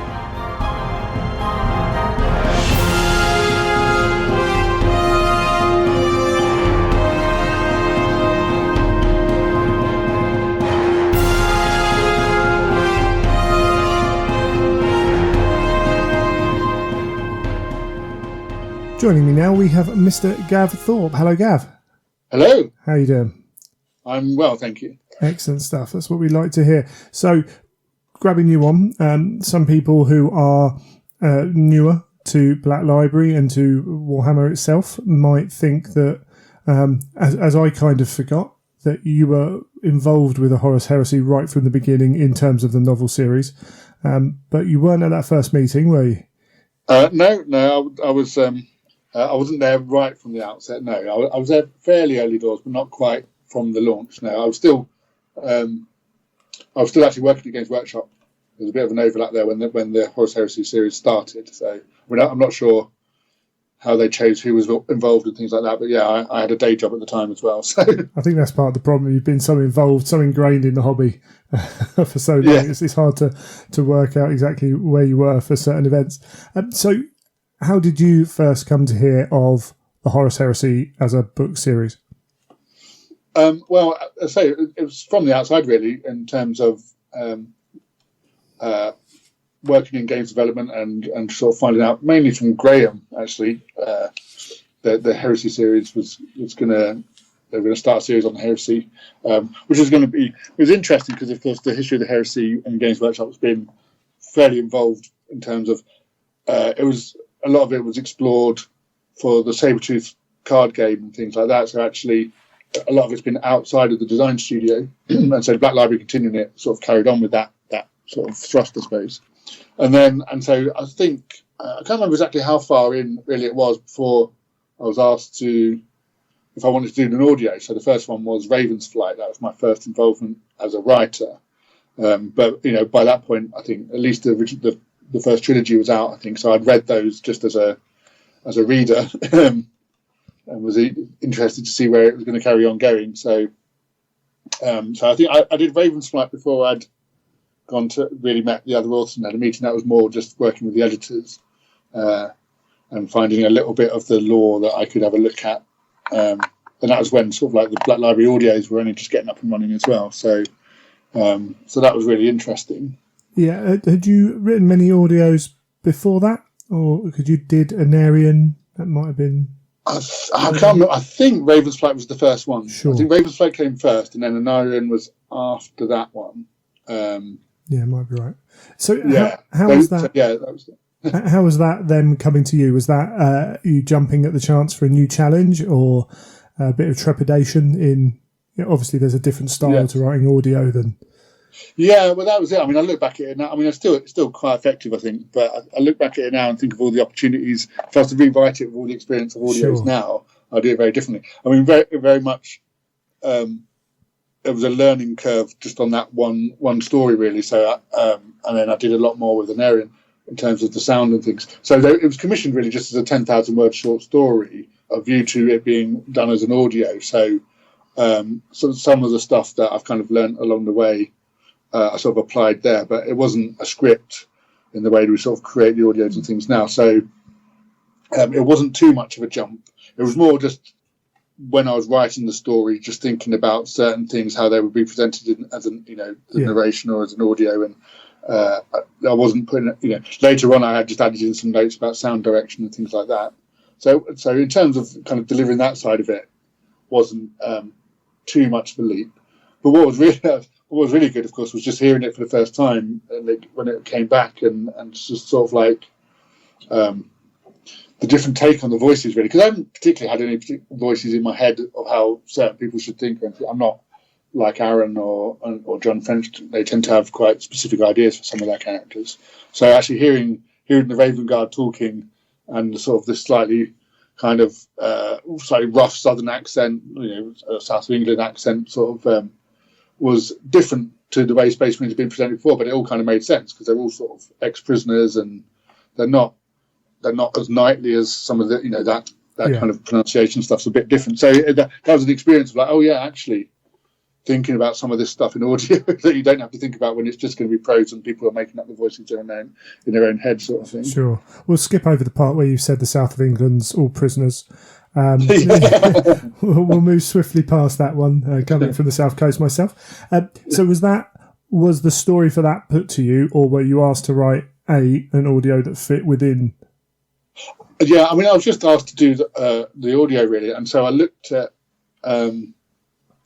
I just had to look around, and because of course there was the main series was kind of starting, and I was like, because I was like, well, I'm not sure where any of that's going, but here's an interesting bit really of, and it was just the question was like, how did the Raven Guard get off Istvan? That was it. That was the question I asked myself, Sure. and then came up with Raven's Flight as basically the answer for that, and it was nice and self-contained, so it wouldn't necessarily impact on the big storyline in terms of the characters that Dan and Graham and Jim were writing about and things like that. So I could kind of sort of fill out my own little niche there. And then, I'm trying to keep some of the tone, I suppose, that was established about the legions. I mean, it's very specific, it's there at the massacre. So there's not a lot of chance to delve into much of the wider context, but it's, but just sort of like the idea of, I suppose, also at the start, we hadn't quite pushed things, the legions and the idea of what they might have, and kind of what that meant in terms of how they were different from their 40k counterparts was still being established, I think. So actually having the Raven, in a way, it was quite useful for me because having the Raven Guard in a very different situation, I didn't particularly have to explore that sort of stuff because it was very specifically, they're here, they have to get off, and how do we explore that character in that way? Whereas, in the opening trilogy, there's much broader themes needed to be established, and the kind of the character of the universe was quite different. So cool. So, I mean, famously, you're known as a Derby fan, a Dwarf fan, and a Dark Angels man. Was the Raven Guard? Was there always love there, or was it a case of that was the story that spoke to you? No, I think it was that. It was that question really sparked the interest. But having written it, I think when you get involved with the characters and the set and the bit pieces of the setting that you're exploring. So having written Raven's Flight, I'd got into the head of Korax, and that's why it sort of became natural, I suppose, because it was after that then I was then brought into my first Horus Heresy meeting with the other authors. And that was an experience, but we sort of had a bit of a conversation before then. We kind of knew that I was going to follow up with the Raven Guard story as a novel, and sort of continue what was set down in Raven's Flight. So that was basically all I had in mind when I went into that first meeting, and then suddenly it's like bombarded with like everything else that's going on. But it was cool. I mean, it was. A lot of it I was just sitting and nodding and trying to make notes because there was storylines and characters being talked about that. Even though I've been kind of reading the books, obviously some of this were books that hadn't even been out yet and I hadn't even seen. So it's like, I have no idea who some of these people are yet. But fortunately, as I say, because I had my own little path I was following in a way, again, quite deliberately, the impact of the Raven Guard story over that main storyline and events like, there's lots of stuff was building up about Calth, and I think Prospero Burns was out in Thousand Suns. Maybe I can't remember what sort of like the timing of stuff. The first couple, I do remember early on talking about Dark Angels before the meeting, and I'd said I didn't really want to do the Dark Angels, sure. Which is why we ended up with the Raven Guard. So. That was basically the idea, and everyone just kind of swapping ideas, and it was it was very different, really, I suppose, because like I say, as an author, normally it's you and an editor, and you'll discuss some issues and some ideas and things, and then you'll go off and write it, and then you'll get feedback. But the idea of kind of like more of a comic or TV style writer's room, where you're all kind of adding into each other's narrative, so you're all writing your own stories, but you're adding layers into each other and ideas and references and things. So sure. That was quite different. So obviously you've worked on like Citadel Journal and Fanatic, I think. Trying to remember now. Been in the Army Book Writers team and everything else. Do you think that helped in them being in that room? So a lot of these authors have come in from just being an author and not had that writing room kind of experience. Do you think that previous experience was good for that? I think so, yeah. I mean, yes, I suppose that background, which is much more of a collaborative creativity, I suppose, working with other games developers, but also the artists and the miniatures designers and things. So that's, as part of that studio environment, I suppose. I suppose that did mean I kind of already had the thing is, you come when you go into those sorts of environments, then you have your ideas and you have a passions about stuff, but you learn to leave most of your ego at the door. It's not particularly, because it's like when you're working on somebody else's property as well, their background, it's like, well, I'm very proud of the stuff I added, but I also was very aware of the stuff that came before. And I suppose the heresy is very much like that. There's lots of stuff that had already been laid down that we could build on. And so you don't, I suppose, you become invested in the storylines and things, but the idea is not to become too precious about them, I suppose. So even if you have a cool idea, it's not necessarily you that's going to get to write it, and I think that worked quite well, as everyone just wanted to make the coolest storylines and the best sort of setting that they could. So, just simple things. I mean, and kind of just, I think it was Dan's idea, really, the kind of, because I'd read Legion, actually. I think Legion must have been out by then. Sure. So he had some ideas of how the Alpha Legion, were operating and how that might affect, it was my idea to kind of maybe bring them in as as the kind of the antagonists, I suppose, for the Raven Guard. But the idea, he very much had this image in his mind of them literally stealing the faces of the dead from Istvan, sort of thing. So that's where that idea came from, and I kind of ran with that. And so that it's all that kind of thing, So a lot of it's just throwaway lines that you don't even think of, like other people might write something down that you just kind of in the mid-flow, or vice versa, somebody else will say something and you'll just hook into your brain and you'll make a couple of notes, and that while they're talking about something else, but actually it's started another train of thought that you want to explore. So and that's very similar, I suppose, to a lot of the concept meetings we used to have in the studio, where it's like, right, okay, what do we want to do with this army? And there's visuals, and there's there's the range management side of stuff, and then the background of the games. So I suppose playing in the sandbox with other people is very much what I've been doing for many years. Awesome. And a couple of the authors have picked you out. Aaron particularly has picked you out as a great source of knowledge about 40k, the background, everything about the universe. Really, is that? And you've been, you've been seeped in GW for so long. Is that, again, did that help? Did you have much knowledge of the heresy pushing in, or is that something that kind of has occurred as you've been thoroughly involved from quite an early stage?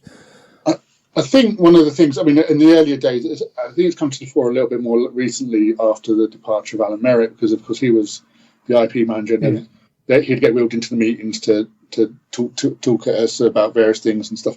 But I'd absorbed a lot of that stuff from the likes of Alan and John Blanche and Rick Priestley and Andy Chambers and people. So for me, it wasn't necessarily about the heresy itself, or the specific. I mean, although I've been involved in some of the stuff, like some of the Index Astartes articles. And sure. Things. But actually, I was mostly on the Warhammer team at that point. So, but it's more, I suppose,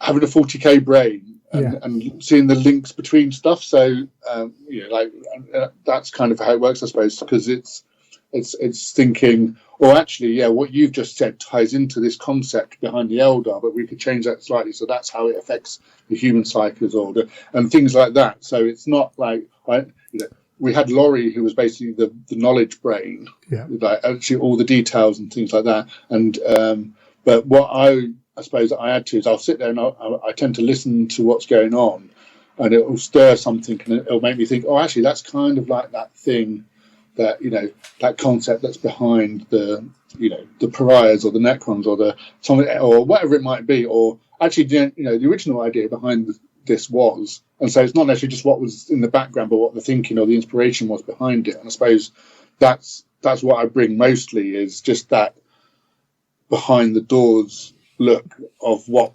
conversations that were never published or stuff that was never written down, but I was present at, or it's that indefinable, well, actually, this is what, actually our Space Marines are kind of like this, but actually what we really meant by that is it's a metaphor for this, or sure. This is the theme that we're exploring with these guys and stuff. And that's what I think the other guys find really useful, is just that little being able to look into the brains, or in a way, of what was in the brains of people back when Rogue Traeger and Second Edition was being written and things like that, that doesn't necessarily get translated through the written word in the actual codexes and things. Yeah, that's really interesting. And that's something that is a product of where you've been and who you've been with coming through. And also, I mean, obviously there's a bit of you in there as well, don't get me wrong. But the ability to assimilate that into a 40k universe thing. And that's cool. And as you say, Laurie was there. We will be talking to Laurie at some point, for his pedantry and his knowledge. Anyone who's heard Laurie talk or met him will understand that completely. But that's cool. Do you think, because just looking from the outside in, we get a kind of a warped view of people and events and things. Do you think there are more people now that get a deep understanding just by either having come from similar places or from being so involved in this process for so long? Like John French, to me, seems to get it very well, but then he's worked on Black Books, he's done background writing, similar thing as well. And then someone like Aaron also seems to really get the universe. Yeah, well, I think, yes. And those two in particular, but also a couple of the others is, John, particularly because his role at DW in the licensing, again, he's been in those rooms with people like Alan Merritt and Alan Bly and things like that, and absorbed that stuff. And like I say, and I suppose it's that ability to take it an extra step further. So go, well, here's all the things, but if we extrapolate from that, that means X and Y, which is what's appropriate for this story or this character, rather than just being an encyclopedia of what's gone before. Yeah. And Aaron's the same. I mean, Aaron will he seeks out that knowledge. He tries to pick your brains because he wants all that stuff, because he wants to see the foundations of things and then explore and dig down himself and kind of and spin stuff out along the themes that he likes. And Guy's again just a machine, I suppose. He's a research machine. He'll just, I have to rely on a more intuitive feel for this kind of stuff, like I say, an experience really, because I'm not a natural researcher. I don't like, say, we're just discussing now, I'm going to be doing the Siege of Terror book, and I've got, I've worked out it's going to be about 750,000 words of stuff I need to write and make notes on, which are all in some way or another might feed into my next novel. And as much as sitting down and reading is fun and things, that's not my natural place. Whereas Dan and Graham and Guy, I think, are those people that will sit down and can kind of just read this stuff, pick it up, find out where the character traits are and the storylines, and little elements of background they can tease out, and they do the work, as it were. Whereas sure. I tend to kind of fluff my way through it a little bit more, which is why I've enjoyed having a little bit more of a sideline. But the Siege of Terror has kind of dropped me right in the middle of all the storylines, kind of converged. You don't get to avoid everything else by that point. Sure, yeah. So I guess that's it. And Laurie, like I say, is on that side. He was on that side of like, actually, no, his eyes were blue, not brown, kind of stuff. It's like, well, that all just goes past me. But and even to this day, the other writers might be talking about characters, and I'll be dimly aware of who they mean. But it's like, but unless they were kind of very prominent. And particularly because there's so many, the novels is one thing, but there's so many little short stories and audios and novellas and all that kind of stuff, with all these really cool little arcs and characters in them as well. Some of which we hopefully, we'll get back to in the Siege of Terror and maybe move along or finish. But I don't think, anyone can keep all of that in their head at the same time. It's hard enough trying to remember your own stuff, Like we've all had that. When John mentioned it in the meeting the other day, it's like we've all had that bit where somebody talks about a character and then you realise halfway through the conversation that it's a character that you created. Oh yeah, that's one of mine. Excellent. So. Yeah, absolutely. To be honest, I think I'm more on your side as well. When we do the Horus Heresy Weekender quizzes, I'm looking at the paper going, I have no idea what this group even is, let alone who was the leader of it. And someone pops up with some obscure reference, but in general, I more get the theme and going through it. So it's quite interesting to hear you describe that, though. It's good. So going back to what you've done within the Heresy, obviously you've talked about Deliverance Lost, and you pretty much cover the whole Corax arc by yourself, don't you? Was that I'm trying to think of anyone else who's really involved him. No, I mean that was kind of it. I mean, it was sort of after Deliverance Lost, I sort of sat down with the editors and we conceived this idea of doing the 3 novellas. Basically, they weren't sure that there would be another. There might be a collected novel, but there wasn't necessarily going to be one more. There wasn't necessarily going to be a single Raven Guard novel. So came up with the idea of that kind of arc for Corax across the 3 novellas, and that was pretty much mine to run with, really, because I had this idea of this emotional journey, and we kind of all know from the existing background, we know how it sort of ends. So what I found interesting was charting that journey backwards from like, well, how do you get to that nevermore moment from where we are here? What was that? Where do we go? What sort of tribulations does he have to go through till he gets to that point that he feels the need to do that? And that was even kind of in my mind, I suppose, even doing Deliverance Lost. That was kind of like that starts the trajectory, as it were, and then sort of seeing it through, and his general growing awareness and awakening of what chaos is and what the Primarchs might be, and his own part, and very much his own doubts, and essentially, I think it's particularly in the last one, and in sort of in Wergeld and in the sort of like the kind of wrap up of the story is very much about how he needs to be justified in a way. If he can justify what he does, the terrible things that he's done, then he's okay. That's the difference between him and Kurz, is one of the things I make the point of. Like, Kurz never cares about the justification; he'll just do terrible things. Whereas like Corax will always feel that at least it was for a good cause. He is very much an end justifies the means. So if he suddenly starts doubting the end being a just cause, then everything he's done suddenly gets kind of dragged out from underneath him. So that's where he gets to the point where he kind of almost wants to undo his own creations and kind of essentially wipe out his own existence from what he's done, because he sees himself as part of the problem. Yeah. And that was cool. I mean, and then there's certain characters arcs kind of just developed off that with Navarre Hef and the Raptors and things like that. So, but yeah, it was nice to have a little storyline. I could just, like I say, I didn't have to.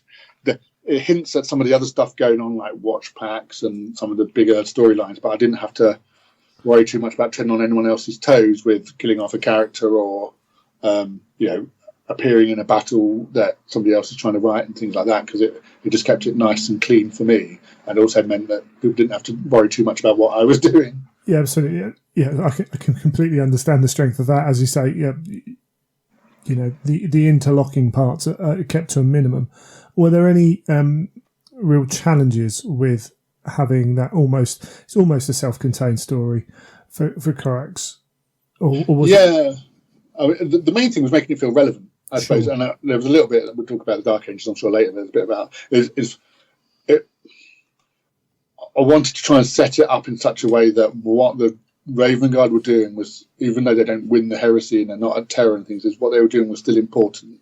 Yeah, I suppose that was the thing. And again, there's a bit of that sort of comes back into it with the Shattered Legions things. They're kind of two slightly separate arcs, but the same idea of like wanted to make the point that them escaping from Istvan and not being finished off was a mistake by the traitors. It's or engineered it, as it turns out to be. But so that and so kind of developing Corax and the Raven Guard and this kind of ad hoc force that he creates does do some good. It's one of the things that contributes to Horus being in this, and his fleet being, having to have that slightly more race against time than he wanted to, and that sort of stuff.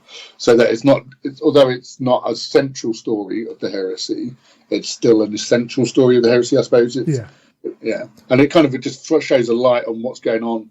It is the war in the shadows. It's what was going on, which isn't, necessarily Ultramarines and Blood Angels and White Scars and things who end up in the big battles, but actually, this is trying to show the galaxy at war. This is what we mean by the galaxy in flames sort of thing. Yeah, if they weren't there, there might have been different outcomes throughout the heresy, and absolutely and showing that that's really cool. So you mentioned you mentioned the Dark Angels there. You couldn't resist. There are some shorts. I didn't help it. No, it's true. Was that you pushing or coming up with ideas or? Well, I mean, the truth of it was at the start because I wasn't in those early meetings and I mean, I'd kind of done a bit about the Dark Angels and the Heresy through Angels of Darkness. I kind of cheated and gone through the 40k, like with a fall and looking back and stuff. So I kind of scratched a little bit of that itch, but there was kind of, because there'd been already two different authors working on that series, and Descent of Angels and Fallen Angels, and there didn't seem much. If I'm honest, there wasn't much direction for them. Yeah, nobody was really talking about the big picture for the Dark Angels, and so I just couldn't let it lie. I suppose I ended up having to kind of like just stick my oar in and think, well, this is a way we could do it. Here's how. Because again, making the Dark Angels story relevant to the Horus Heresy was one of the things really. It's like, particularly because they'd had two novels dedicated to them, which were interesting, but it was a case of like, well, this has to go somewhere. Yeah. If it's going to have, if the Raven Guard only get one novel, and some of these legions aren't getting novels at the moment and things, and we've already had two for the Dark Angels, then that has to be important. So it was basically when the Primarch's anthology came up, some of us were asked to write sort of like novella length book focused on a Primarch. And having written Deliverance Lost, I didn't really fancy doing Corax because I've already kind of got Corax's backstory in there, and that's kind of already doing his story. So it made more sense to do another Primarch, and then it made sense because I was having these ideas that it made sense doing the Lion. So that kind of, I tried to get away, but they dragged me in again. Which is where, and Aaron had written Savage Weapons by that point. I think it was like Tales of Heresy, I think that might have been. Yeah, something like that. So he'd already kind of slightly tweaked the presentation of the Dark Angels, and again, I was having some more conversations with people, like in the Heresy meetings, but outside of that, about the Dark Angels and where we could take them. So so I ended up picking up the reins for that, I suppose, and trying to find a way that made that Dark Angel story relevant. Because on the face of it, actually, when you look at the old lore, the Dark Angels didn't really do anything. They kind of they fought in the Heresy somewhere, turn up late for Terror, and then go home and find out half of them will turn traitor, and that's it. They don't actually, because they're not at Terror, they're not at any of the big significant battles that were already detailed and things like that. So it was a case of, right, well, how do we make them important? They're the First Legion. They need to be kind of part of this story. And like I said, they'd already had two novels dedicated to them. So that's how we ended up doing The Lion and a few of the short stories. And then it kind of took us on to that idea of the Lion then became, chatting with Dan particularly, and the Lion becoming part of the Imperium Secundus arc. Then that kind of made more sense. There was kind of like he fitted as the third of the triumvirate for the Imperium Secundus, and that suddenly made what's happening with the Dark Angels a bit more pertinent to the wider story. Yeah, was there part of you there that had always wanted to write? Obviously, because you've written so much Dark Angel stuff for 40k. Was there part of you that was just itching to write the Primarch? I guess so. I suppose, like I say, since nobody else was willing to pick up the reins, I kind of went, yeah, okay, I can do this. I mean, it's and I suppose part of it was, well, if I'm not going to do it and somebody else does it and I don't like their story, I've only got myself to blame. Yeah. It's like, at least this way, I think by that point, I maybe had started writing the Legacy of Caliban for 40k. But the thing is, I've actually, at that point, I hadn't really written that much about the Dark Angels in 40k, because there was only Angels of Darkness and maybe a couple of short stories, I think.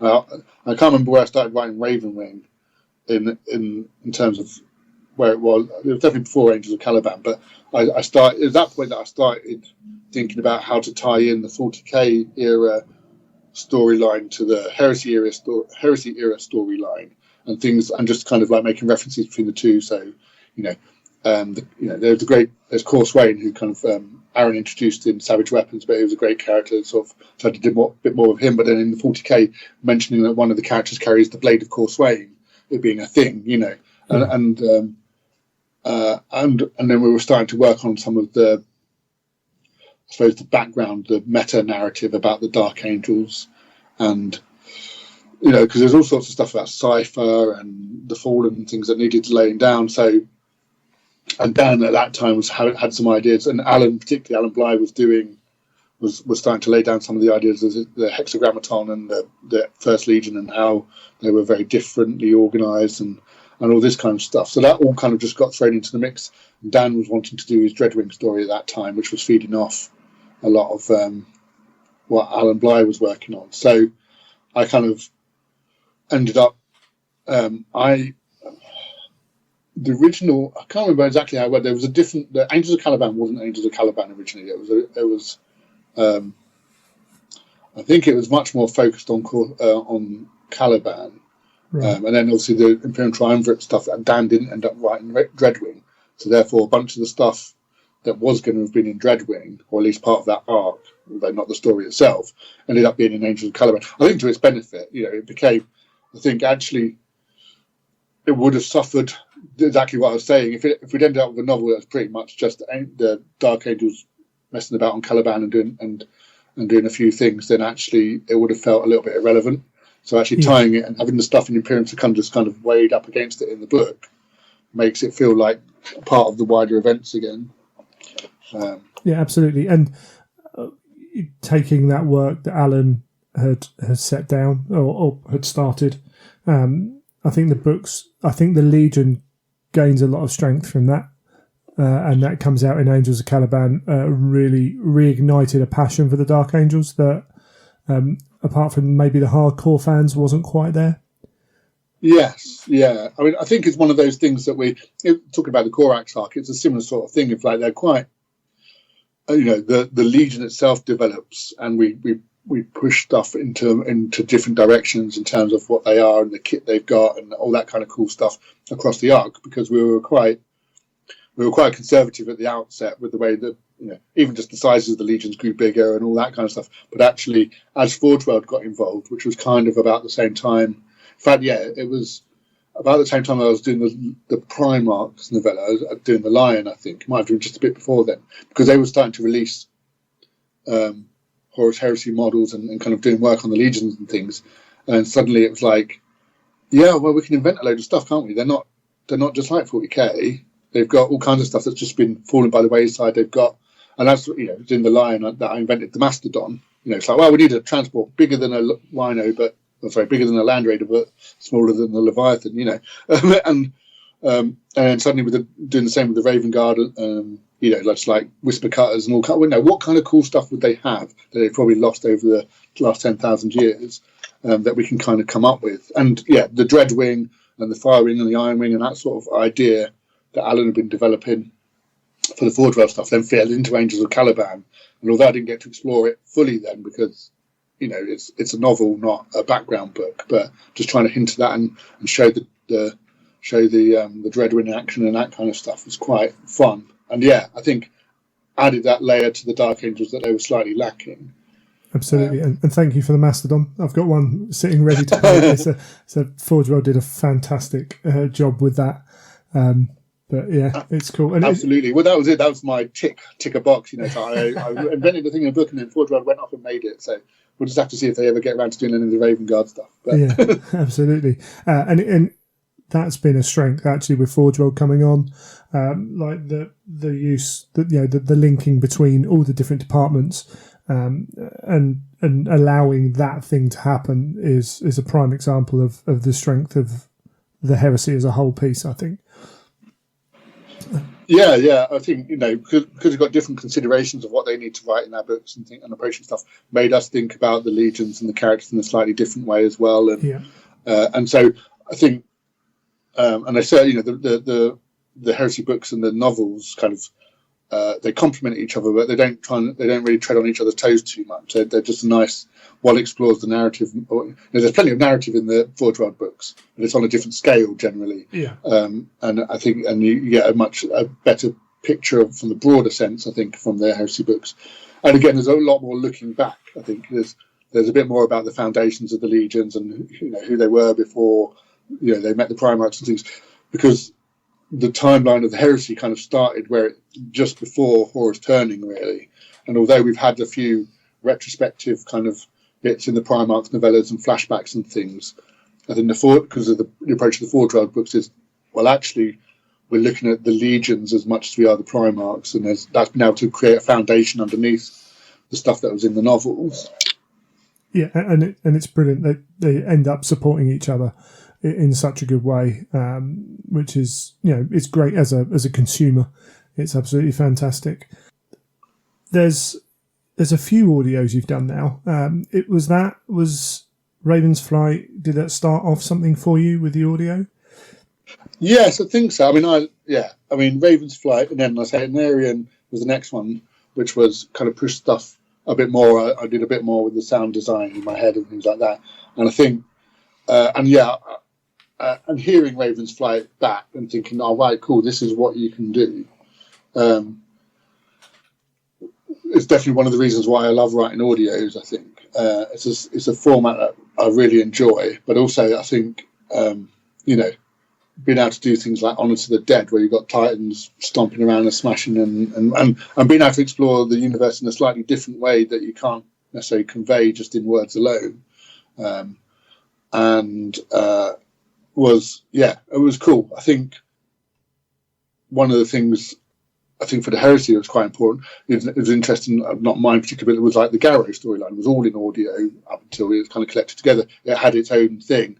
And I think I quite enjoy that idea that there's certain ideas that get explored best in audio, or certain characters whose exploits work really well in audio. So being able to revisit those and kind of play. Every time I come to an audio, I try and think of the soundscape and what's going to be unique about this. So, for example, there was Raptor, which is set on a moon.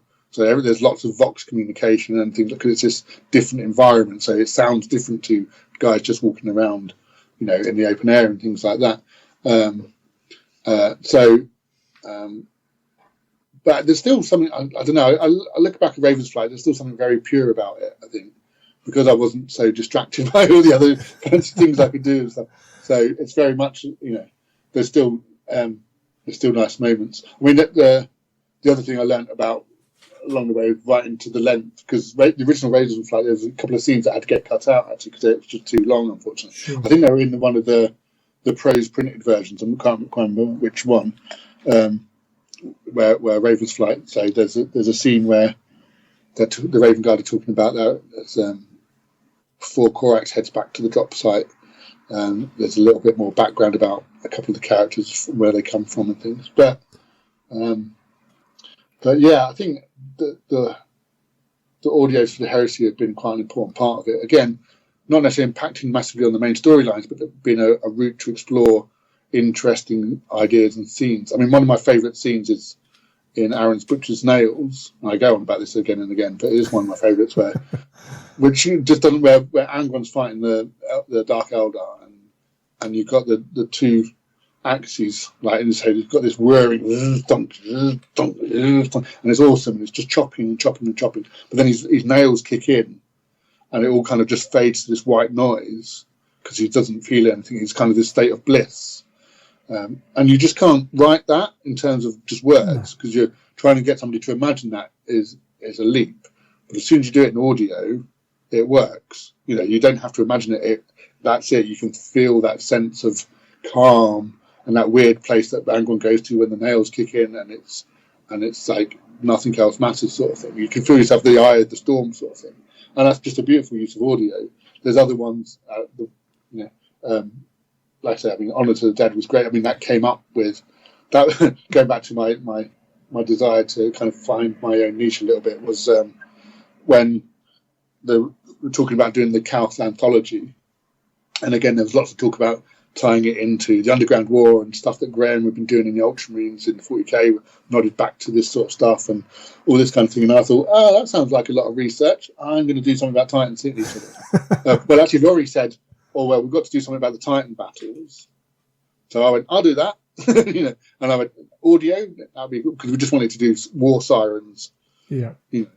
Dan had kind of described war sirens in Titanicus, and it sounded really cool. So I was like, well, we need to do that kind of War of the World war sirens in actual audio, and how cool would it be? So that's how it came about. Really, was like, well, let's come up with a story that works really well in audio. and that's essentially why I brought it up. Was Honour to the Dead.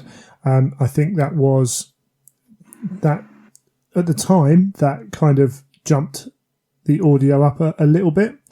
And maybe not just you. Maybe we got to give a lot of credit to the guys who are on the sound studio creating that kind of thing. But to have that, to be dropped into a war-ravaged city, to have civilians running around screaming, to have the war horns, as you say, to read that, it would have to be exceptionally well written to give the same effect, even if you could, which is debatable. But to have an idea, now we've got Adeptus Titanicus out. You can have, in fact, already in 40k, people have recorded the war siren sound from that and put it into speakers for their Titans and things. That's awesome. Yeah. So that's created a kind of.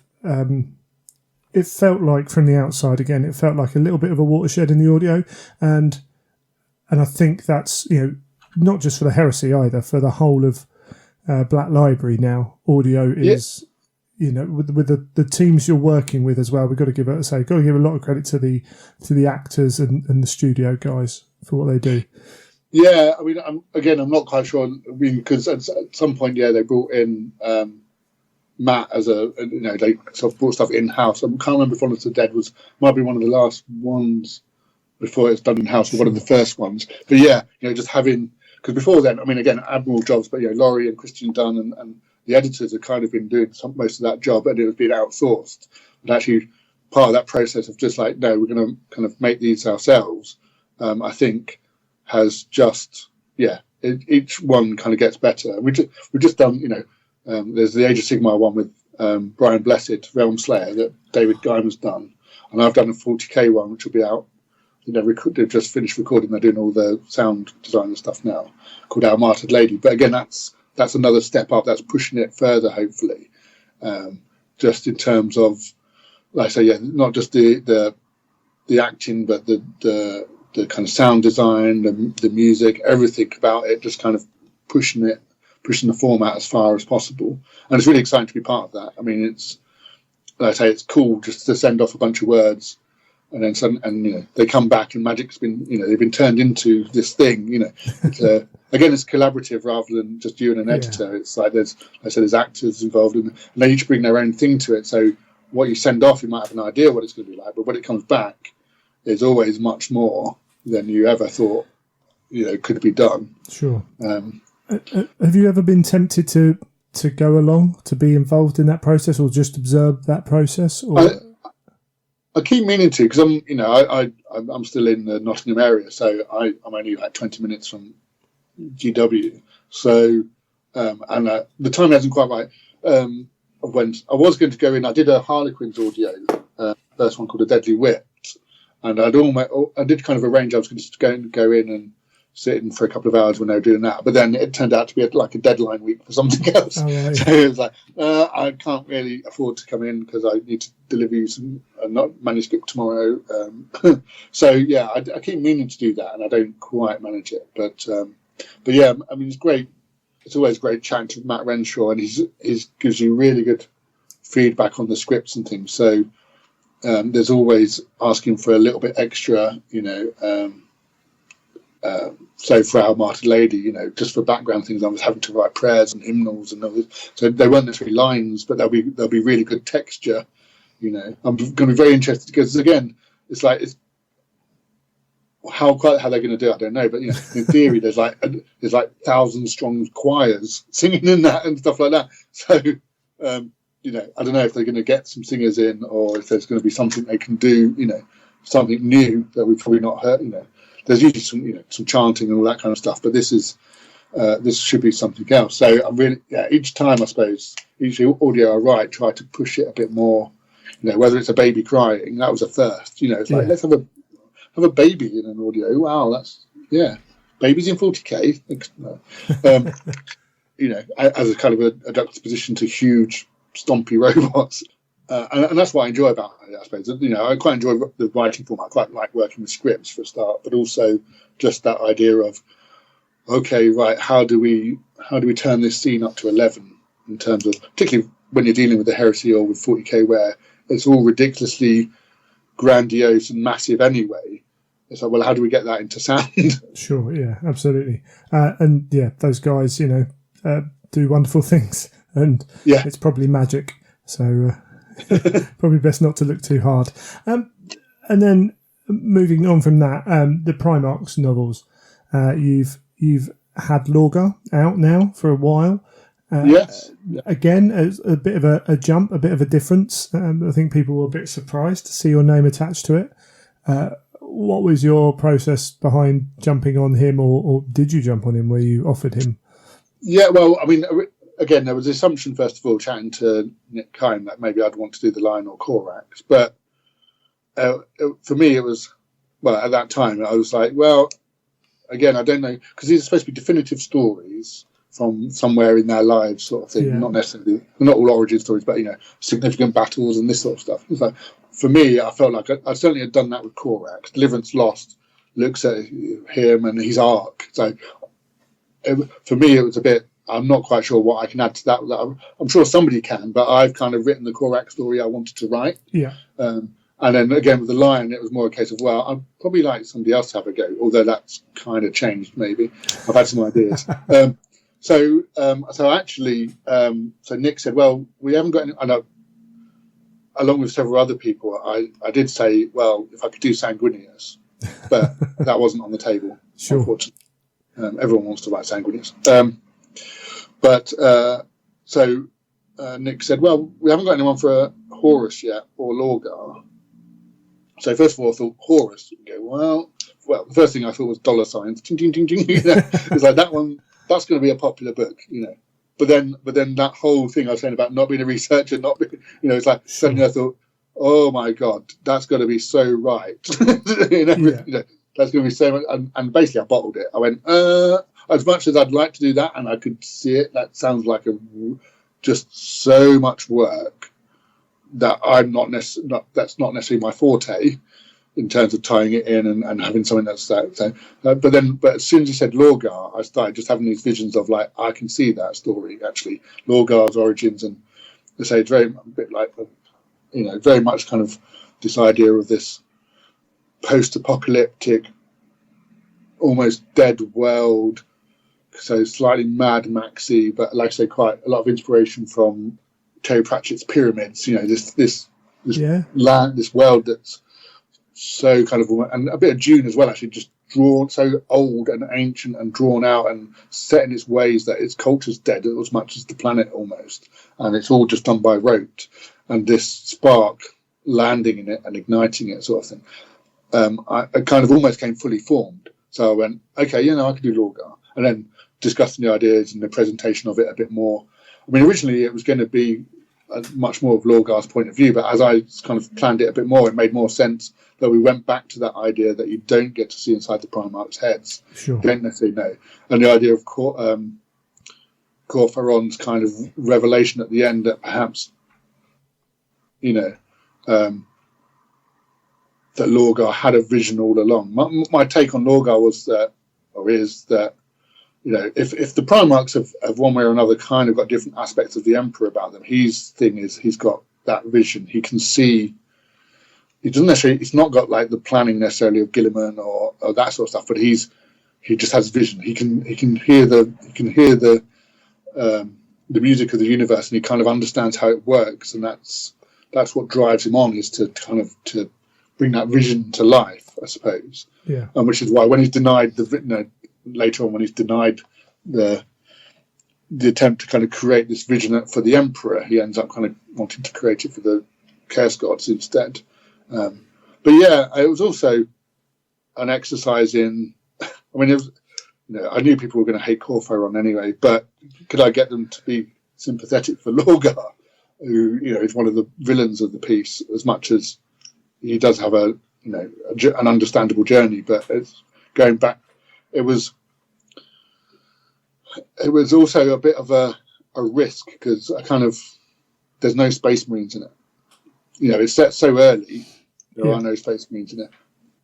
So, which is why we ended up having to put a few chapters in of later stuff, which I think it really adds to the story actually, and contextualise Lorgar's early stuff, because originally it was all just going to be set on Colchis, but it came back and said it is Horus Heresy Primarchs. We do kind of need some. This is a bit too distant, Sure. from the actual Horus. So can we just have some bits in there that kind of tie it to the events of the Heresy a bit more? But that worked out really well. Corphoron's kind of realization that maybe Lorgar had been working towards an end all along anyway. And then, I had great fun writing it. Again, just this kind of biblical, sort of messianic figures from various different mythologies and stuff, kind of rolled into Lorgar, like saying a weird Mad Maxy Road Warriors desert feel to it, and all that kind of stuff was great fun to write. Yeah, I was really surprised with the story, but enjoyed it thoroughly. I think I was one of the few people who really kind of thought, Erebus gets all the attention, but Corphoron was the real nasty piece of work behind that. And the book highlights that he's not a particularly nice guy. And it's good to have that kind of boosted, I think. Erebus gets all the face time. But, yeah, absolutely. Yeah, well, exactly. He's the classic heel that you can hate. And Corphoron kind of gets a little bit lost sometimes because between Lorgar and Erebus. And I wanted to, it's kind of, it was always, for me, it always felt, from the original stuff, it was always kind of, Lorgar was kind of a bit of Corphoron's creation, and the Heresy was Erebus's creation. They're slightly different things. But actually, trying to turn that on the head and make, Lorgar was always Lorgar. Nobody made him, well, the Emperor made him, but that's it. And even then, trying to, as much as he's a despicable character, trying to give him, definitely not a sympathetic viewpoint, but an understandable viewpoint for Corphoron. Still, he doesn't do anything.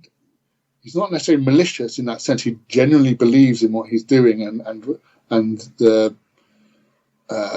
actually the danger that poses, when people have that righteousness to do evil, where anyone outside of that sort of looks at it and go, but what you're doing is terrible. Whereas actually he's, it's Westboro Baptist Church kind of stuff. You're like, no, how can you, how do you act like this? Oh, why? Because your interpretation of belief and what you think is required of you is twisted and fueled by all kinds of other things. But actually, a bit like, Dan's thing about, everyone's a hero in their own story, that applies to Corphoron as well. Absolutely. Yeah. And he embodies the classic elements of that, which is really cool. Awesome. There is one more question before we start plugging some stuff for you. I asked this to Dan, and he asked me to ask every other author the same question. So, was there a story that hadn't been written yet that you'd wanted to? So, at one point, was there a definite story you wanted to write that then got written by someone else? I would say that's true. I would say not yet, but there is a story I'd love to write, but that somebody else will be writing. Sure. And not in a it was, like I say, I would at some point love to have written more about Sanguinius, because I love Sanguinius and his arc and the tragedy of it and all the rest of it, and so but I won't get the chance to do that. I suppose. So that's it really, I guess, is not even necessarily any particular moment, although it'd be great to write, his stand on the walls of the Imperial Palace and stuff like that, but actually just, I would have I got to do a bit of him in Angels of Caliban, but there wasn't really enough space to explore him without the book getting huge, and also it'd be just detracting away from the Lion and Gilliman too much. Sure. that would be it, I suppose. A bit more blood. I'd like to have written more Blood Angels and Sanguinius, really. Well, not that, I mean, particularly the stuff that Andy Smiley's done with the Blood Angels and stuff is brilliant. And kind of seeding, again, he's one of those who's kind of taken 40k things and kind of seeded ideas in both. And certainly some of the stuff he'd done kind of like sort of around the time of the Scouring and the early days, all that narrative is really fun. So it's not like, I don't think everyone's done a great job. It's just that I would have liked to have played in that with those stories. Absolutely. And that's that. The question's here. I had to rephrase the question from the way I asked it to Dan because it sounded like, did anyone muck up? But that's not entirely not what I mean. But there's also... Is there any stories you want to rewrite? Yeah, that's not a question I would ask because I don't think I'd get an answer. But there's always a different take on a character or on a situation or on a whatever. And, sometimes it might, I don't know, from your point of view, do you sometimes think, oh, I wish there was, or I wish they'd explored it in slightly a different way, or are you happy kind of just seeing someone else's point of view? I think there's always that. I mean, again, I think we're quite lucky in that we get to throw in ideas, into the other authors' heads who are working on stuff, and some of it pays out and some of it doesn't. There were some ideas about, for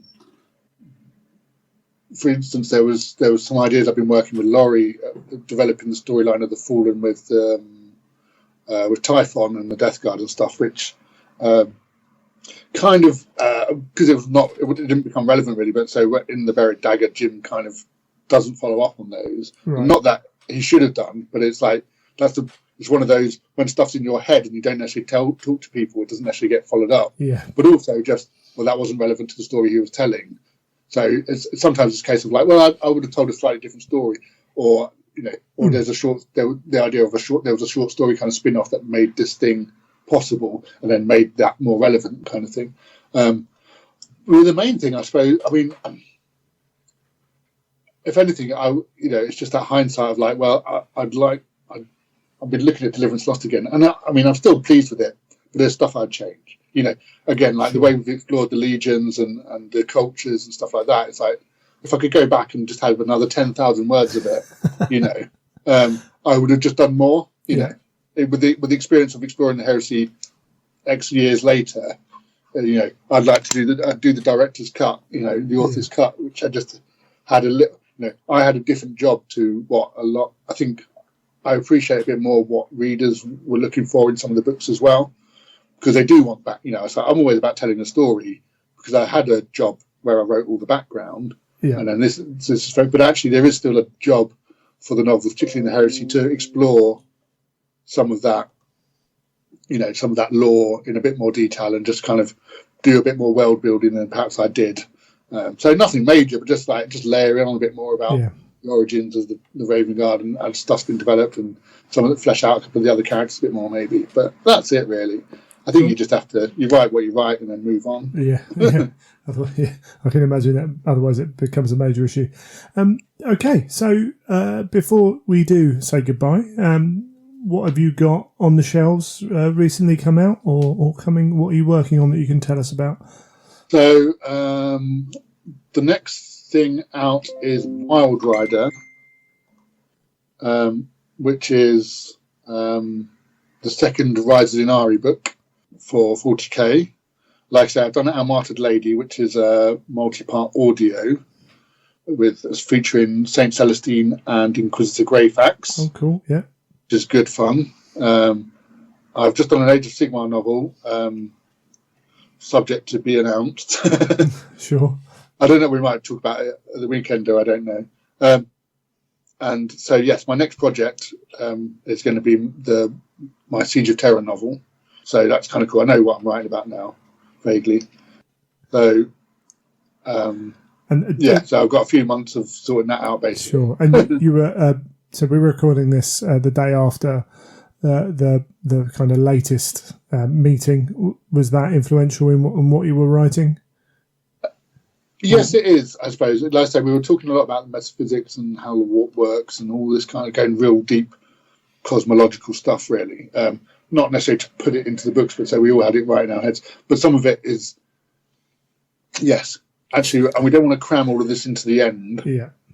actually we need to build up some of this storyline through the Siege of Terror books. So it's kind of given me something to think about, I suppose. I don't know what I'm going to do with it yet, but it definitely has to be an area of the book where I'm exploring. I already know the area of the book where I'm going to be exploring this, but it's like, yeah, okay, I can start thinking about more specific instances and scenes and characters. Like, well, who can we have talking about this sort of stuff that allows us to convey some of this information to the reader and speculate and what have you.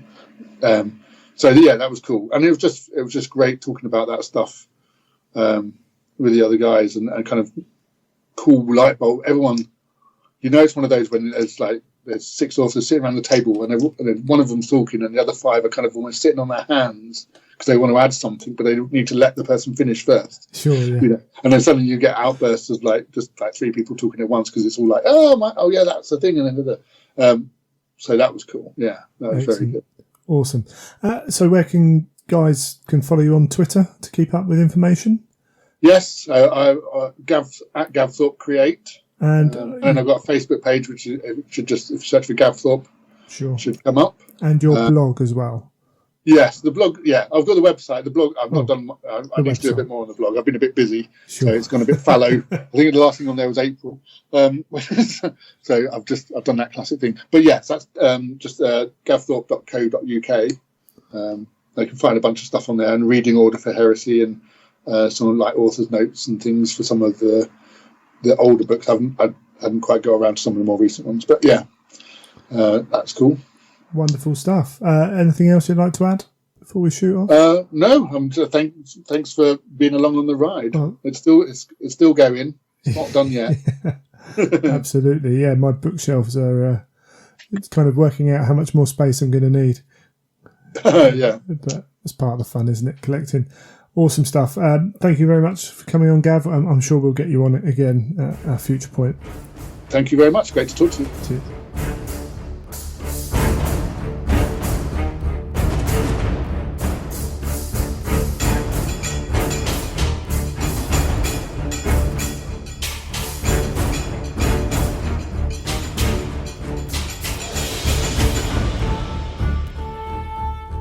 And that's another episode of The Imperial Truth in the bag. It's just me doing the wrap up on this episode. You may have noticed during some of the recording, we were both quite tired, recording quite late at night to try and get the episode out on time. So apologies for that.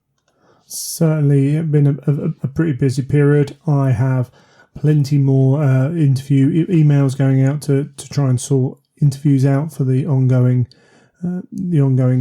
author interview series. Thank you. We've had some really good feedback on that. Not huge amounts, but some very direct feedback. So thank you for anyone who's contacted on that. I've been enjoying doing them. I think they are quite interesting kind of reveals that have come out of some of these. It's a little bit different than normal kind of interview that can get a little bit stale at times, I think, and even I appreciate that some of that's my fault as an interviewer as well. And going forward with the Siege of Terror happening and with the time scale involved with it and the nature of the fact that we're wrapping up the series, so there will be an end point, we might review how we look at books like that with Michael. If you've got any ideas or anything or concerns about the way we do that, then feel free to get in touch, and we're going to sit down with Michael and have a chat about what we're doing. We've discussed a few things anyway, but moving forwards, we'll try and make that as relevant and smooth as possible. Again, if you've got any topics for the show, then feel free to send them in to us as well. I think we're going to have to do another audience question segment soon, because we haven't done one of them in a while. So be aware, I'll probably put some information out on the Twitter and Facebook, but feel free, if you want to send questions in, feel free to send them in. You can send them in to greg@theimperialtruth.com. If you've got questions for Neil specifically, neil@theimperialtruth.com. If you have messaged Neil recently, didn't have access to his email for a little while because of fun with phones and technology. So if you were waiting for an email that didn't reply that didn't come, then hopefully that'll be resolved as well. A big thank you, as always, to anyone who supports the show, whether it's Patreon, whether it's telling your friends about the show, whether it's leaving reviews on iTunes. I think we're going to have to do another competition. I might mention that a couple of episodes ago. I'll try and make a note, and we'll have another competition. Hopefully, there are some bits lying around that can be sent out as prizes. Hopefully, we can talk a bit more about some of that going forwards as well. Some really cool stuff. But I won't go on too long. I know listening to just me is even more boring than listening to me and Neil talk. As usual, so Greg at theimperialtruth.com. Come join the Facebook group and the Facebook page for the info.